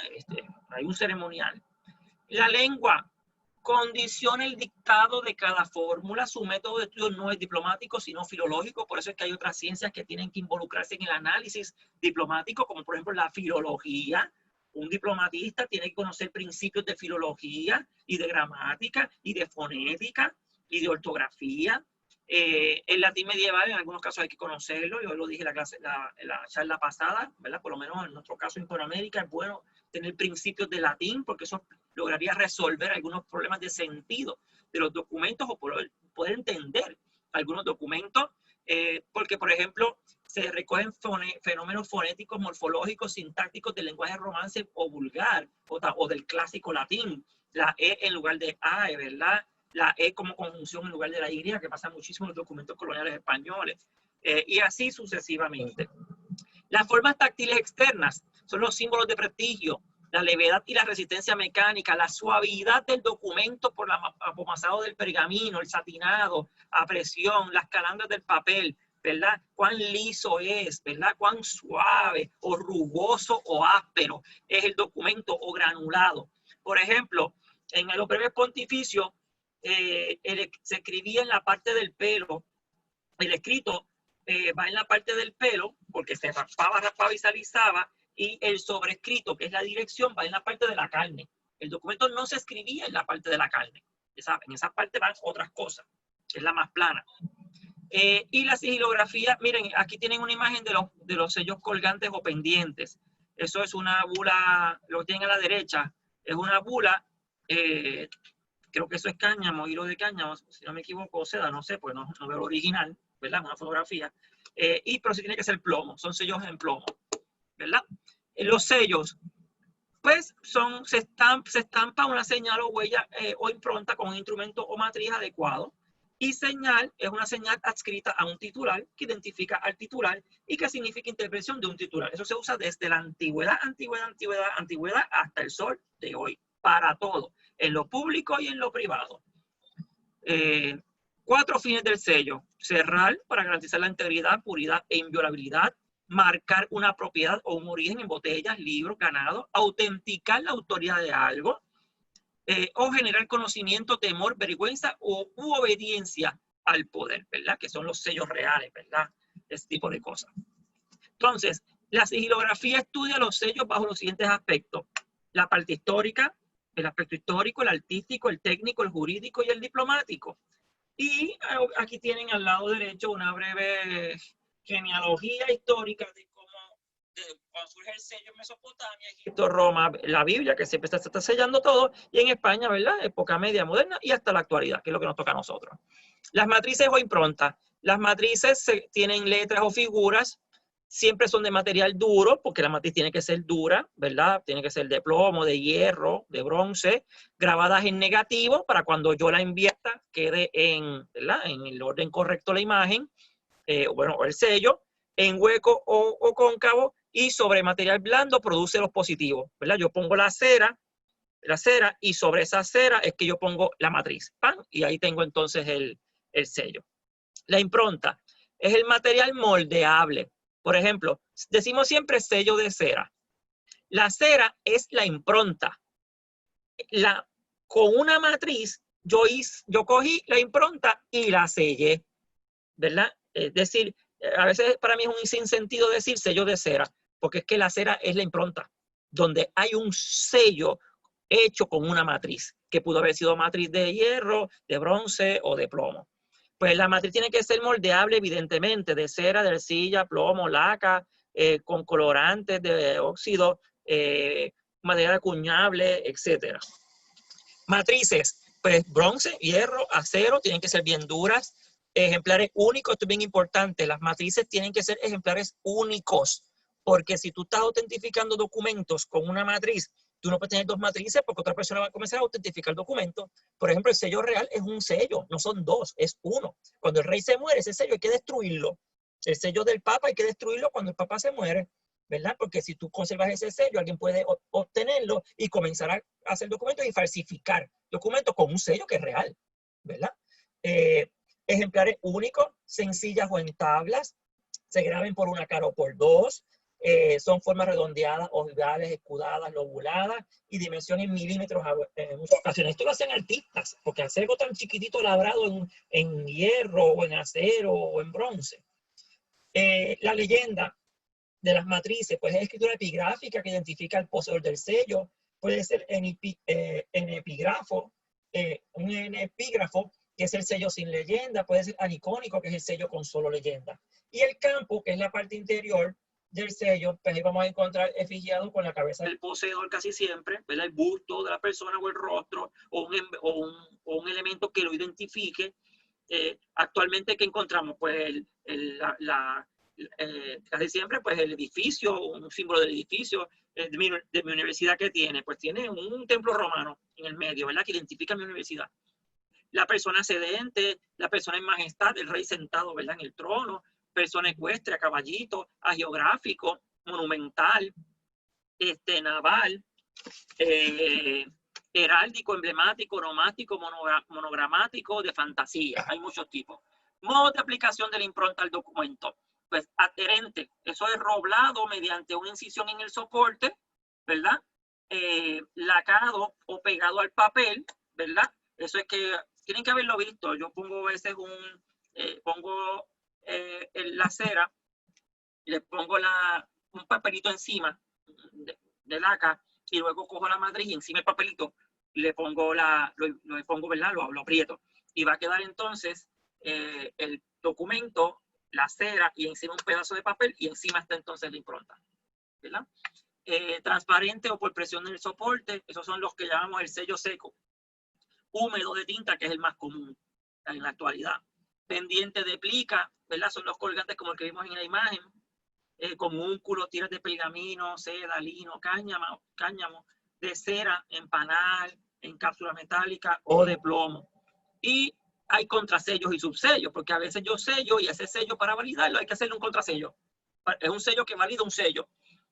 Ahí, por ejemplo, en el caso de Puerto Rico, no sé si en América, en sus países pasa igual, aquí en los documentos de gobierno tenemos que ponerle un sello de rentas internas.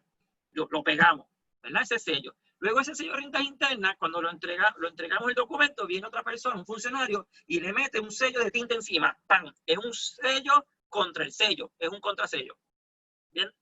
En sellos pendientes con impronta en una cara, sellos de menor tamaño grabado en la otra cara, el sello garantiza la autenticidad del sello, en este caso el contrasello. Contrasellar era clavar los dientes, marcar la huella digital, colocar paja o cabello de la barba, etcétera, con tiras de pergamino, trozos con torzales de seda, lino. Y el subsello es un sello de menor pendiente del mayor. A veces hay una bula con un sello de plomo y debajo uno más pequeño. Ese es el subsello, ¿verdad? Y se hace con un filamento distinto o igual en muchas ocasiones. Finalmente, esto es todo.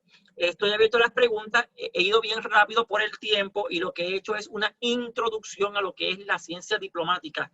En resumen, la diplomática estudia los documentos en su forma externa y su forma interna. ¿Para qué? Para autentificarlo.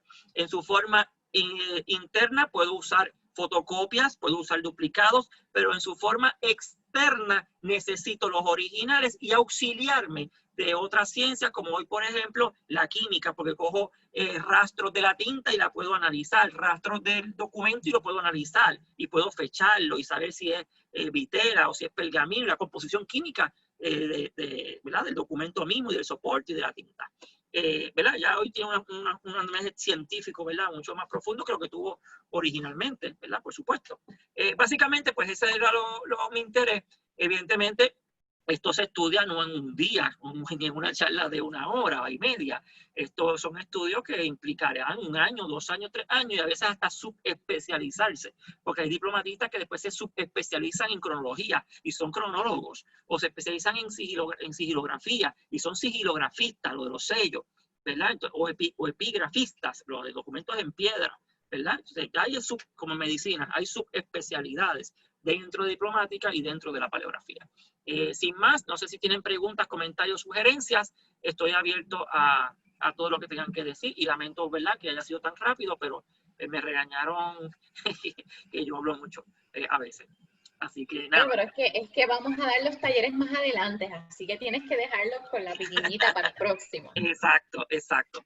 Más adelante lo que dice Isla es importante, vamos a hacer talleres, ¿verdad?, con ejercicios prácticos. Hoy son introducciones lo que estamos haciendo.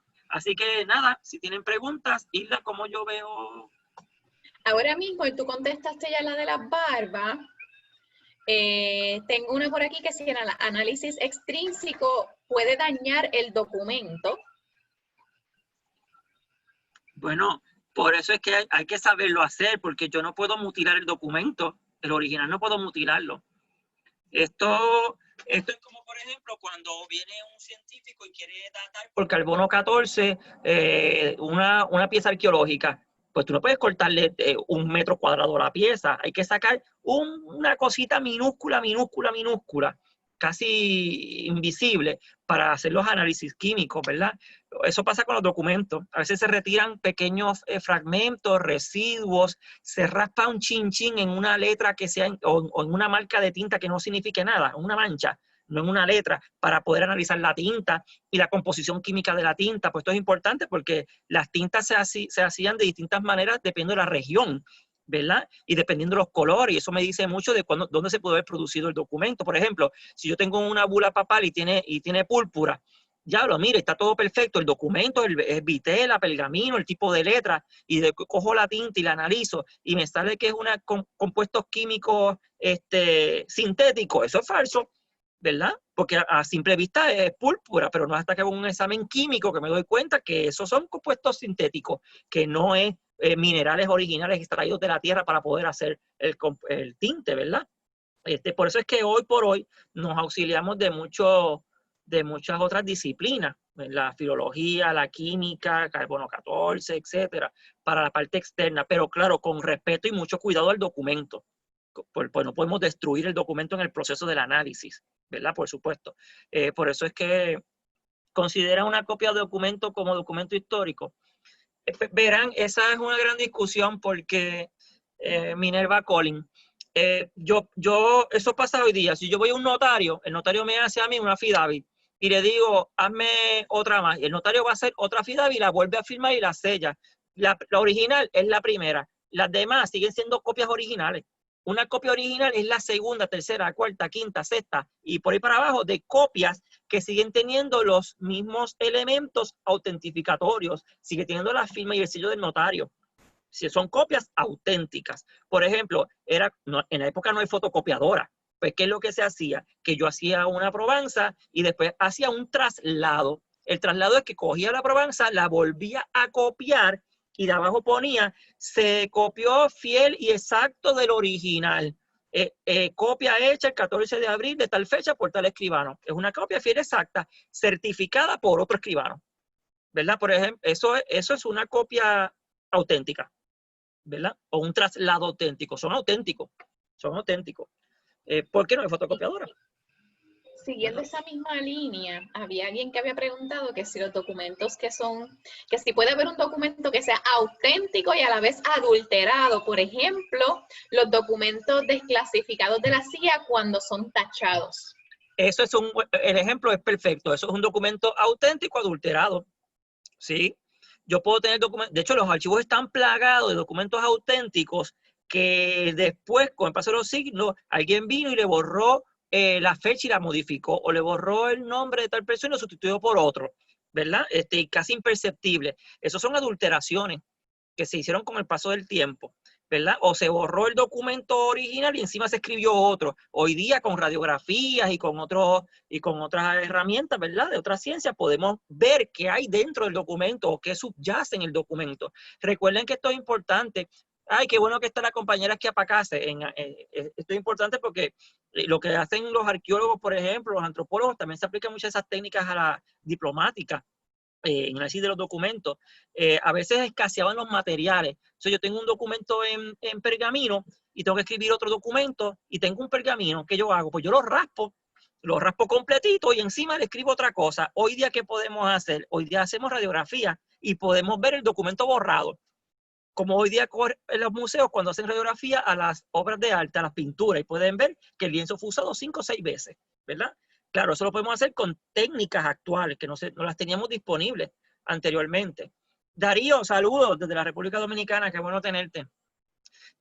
Claro, de nuevo el externo se hace por especialistas y en las condiciones óptimas para no dañar y destrozar el documento, porque a veces son copias únicas, ¿verdad?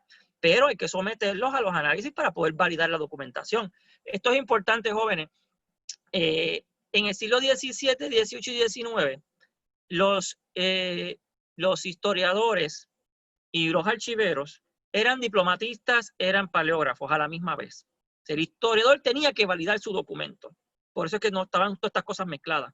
Hoy por hoy, el historiador, soy historiador, voy al archivo, yo no me molesto en pensar si eso es auténtico o no, porque yo debo asumir que si está en el archivo, en la caja tal, es porque ya pasó por el proceso de autentificación, porque en ese archivo tiene que haber un diplomatista y tiene que haber un paleógrafo que ya dieron cuenta de la veracidad del documento, y entonces yo lo uso, ¿verdad?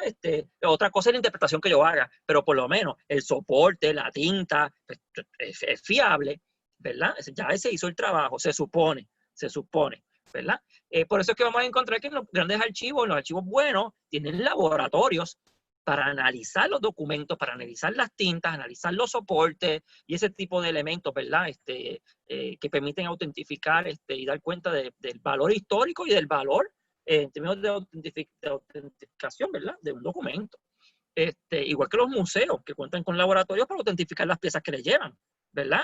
Aquí está Pablo, aquí para casa, y cuántas cosas, piezas arqueológicas adulteradas o falsas no llegan a los museos.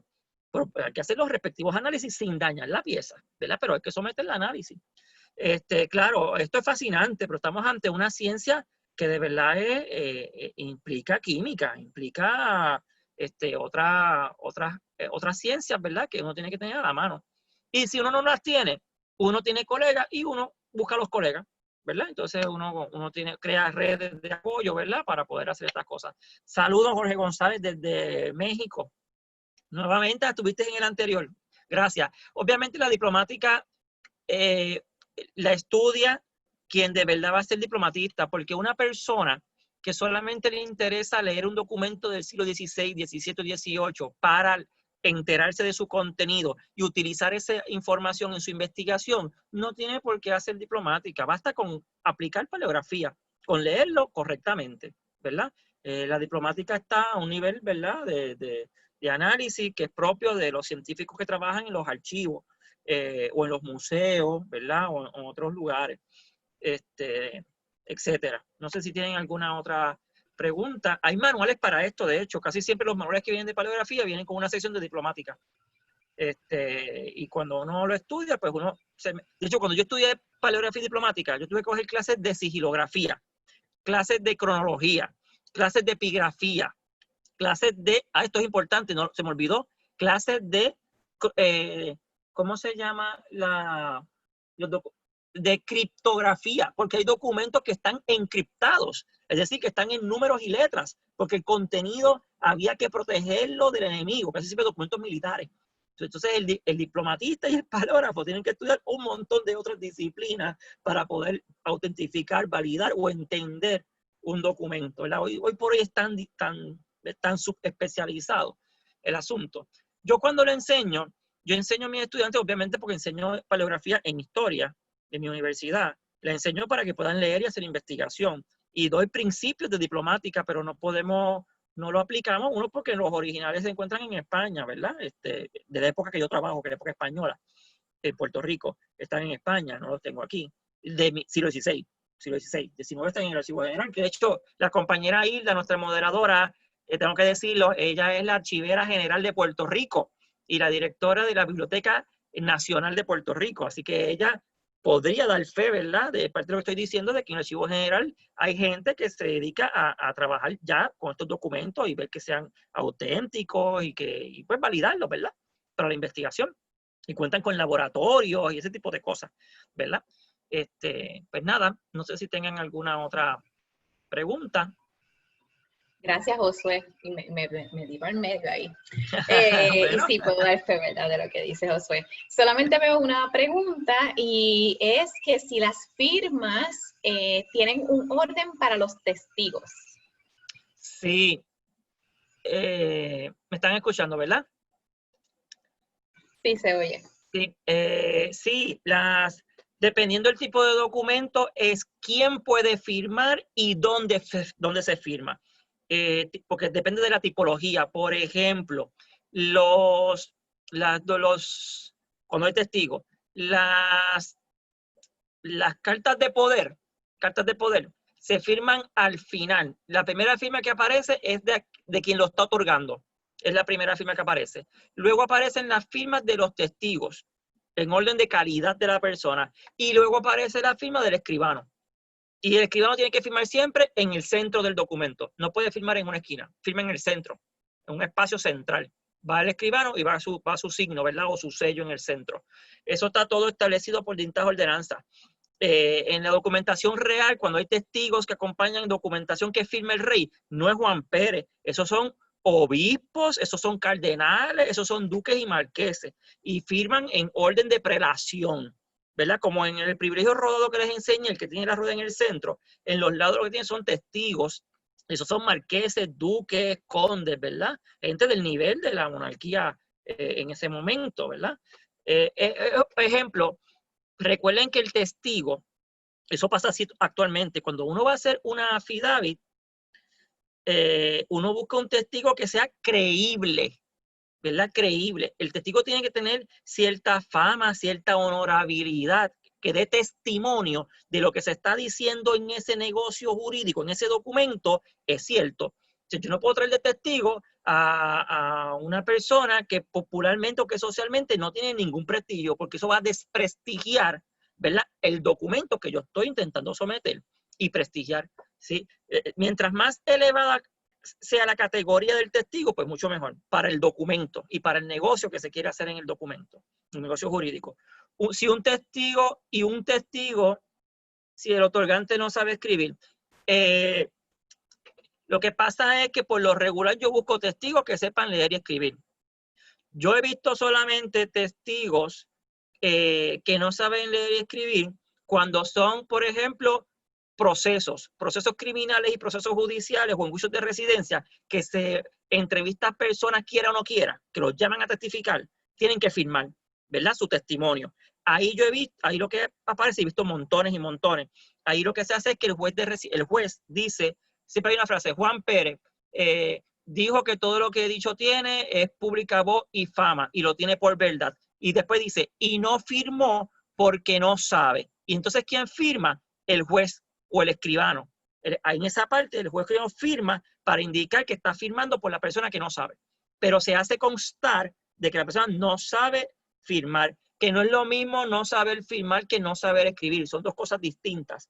Muchos documentos dicen no firmó porque no sabe, ¿verdad? Pero una cosa es saber firmar y otra cosa es saber escribir, ¿verdad? Y lo que hay, a veces, yo he visto, hay un documento, perdonen que lo diga de ejemplo, no lo tengo aquí, hay una presentación que una vez di, en un juicio de residencia, hay muchos testigos que son gente de, pues hay personas esclavizadas testificando, que es raro porque por lo menos no los llaman a testificar, y muchos vaqueros en Puerto Rico, eso es siglo XVII, 1695 por ahí. Hay un montón de testigos, ¿verdad? Vaqueros y jornaleros y qué sé yo qué. ¿Y saben cómo firman esa gente? Son montones y montones. Usan, dibujan en el documento la marca con la que se hierra al ganado. Porque la marca con la que se hierra el ganado es la marca del dueño de la hacienda, que identifica a la tierra, identifica esa propiedad, identifica a los trabajadores. Entonces, todos firmaban con la marca del hierro con que a las vacas las quemaban. Y esa es la firma, un signo interesantísimo. Y a mí me dice mucho, porque me dice, esa persona ya la conectaba con una propiedad agraria y la conectaba con un propietario. Sí, el carimbo, eso mismo, Pedro, olvidé la palabra. Entonces lo que hacían era dibujar, ellos dibujaban el símbolo del carimbo como firma. Eso es interesantísimo. Eso, en términos históricos, nos dice muchísimo cuando eso ocurre. Pero dependiendo, la persona firma dependiendo si la obligan a firmar porque te llaman por obligación a testificar o si tú vas voluntariamente. Si yo estoy haciendo un documento voluntario, que es una affidavit, yo busco testigos que sepan leer y escribir y busco testigos de alto prestigio para darle valor, ¿verdad?, a ese documento. ¿Es posible un taller sobre documentos cifrados? Por supuesto que sí. Eso se conoce como, dije la palabra ahorita, la disciplina, es criptografía. En criptografía hay muchos sistemas criptográficos que uno tiene que estudiar, memorizar. Hay documentos que se desencriptan utilizando rejillas o utilizando la fórmula Fibonacci o 50.000 métodos. Y por lo regular en la documentación histórica que está en los archivos se conservan las claves de desciframiento, porque eso tenía que existir para poderse entender de parte y parte. En donde yo trabajo hay cientos de miles de documentos cifrados. Tenemos documentos militares de Puerto Rico español y muchos están en letras y números, pero conservamos las claves. ¿verdad? En algunos casos no hay clave, entonces hay que hacer unos ejercicios de desciframiento. Eso es interesante, casi siempre son diplomáticos o militares, casi siempre. Y están llenos los archivos de esos documentos, llenos. Y eso es complicado. Imagínense un documento en letra cortesana del siglo XVI, que es enrevesada, y encima letras y números, ¿verdad? Porque está cifrado. Eso es brutal. Carimbio, también lo sellaban a ellos. Sí, también.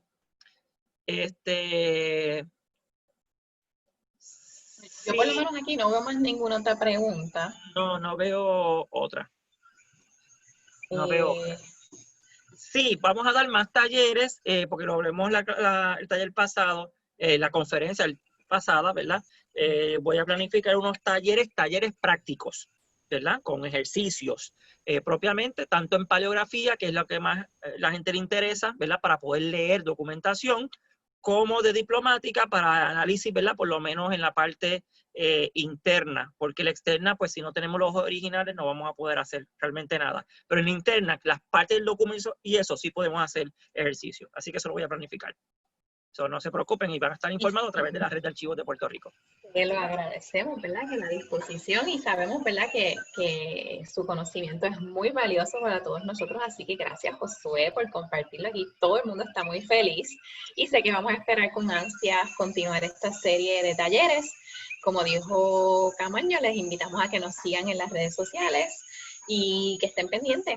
También pueden hacerse socios de Archiver y participar de todas nuestras actividades.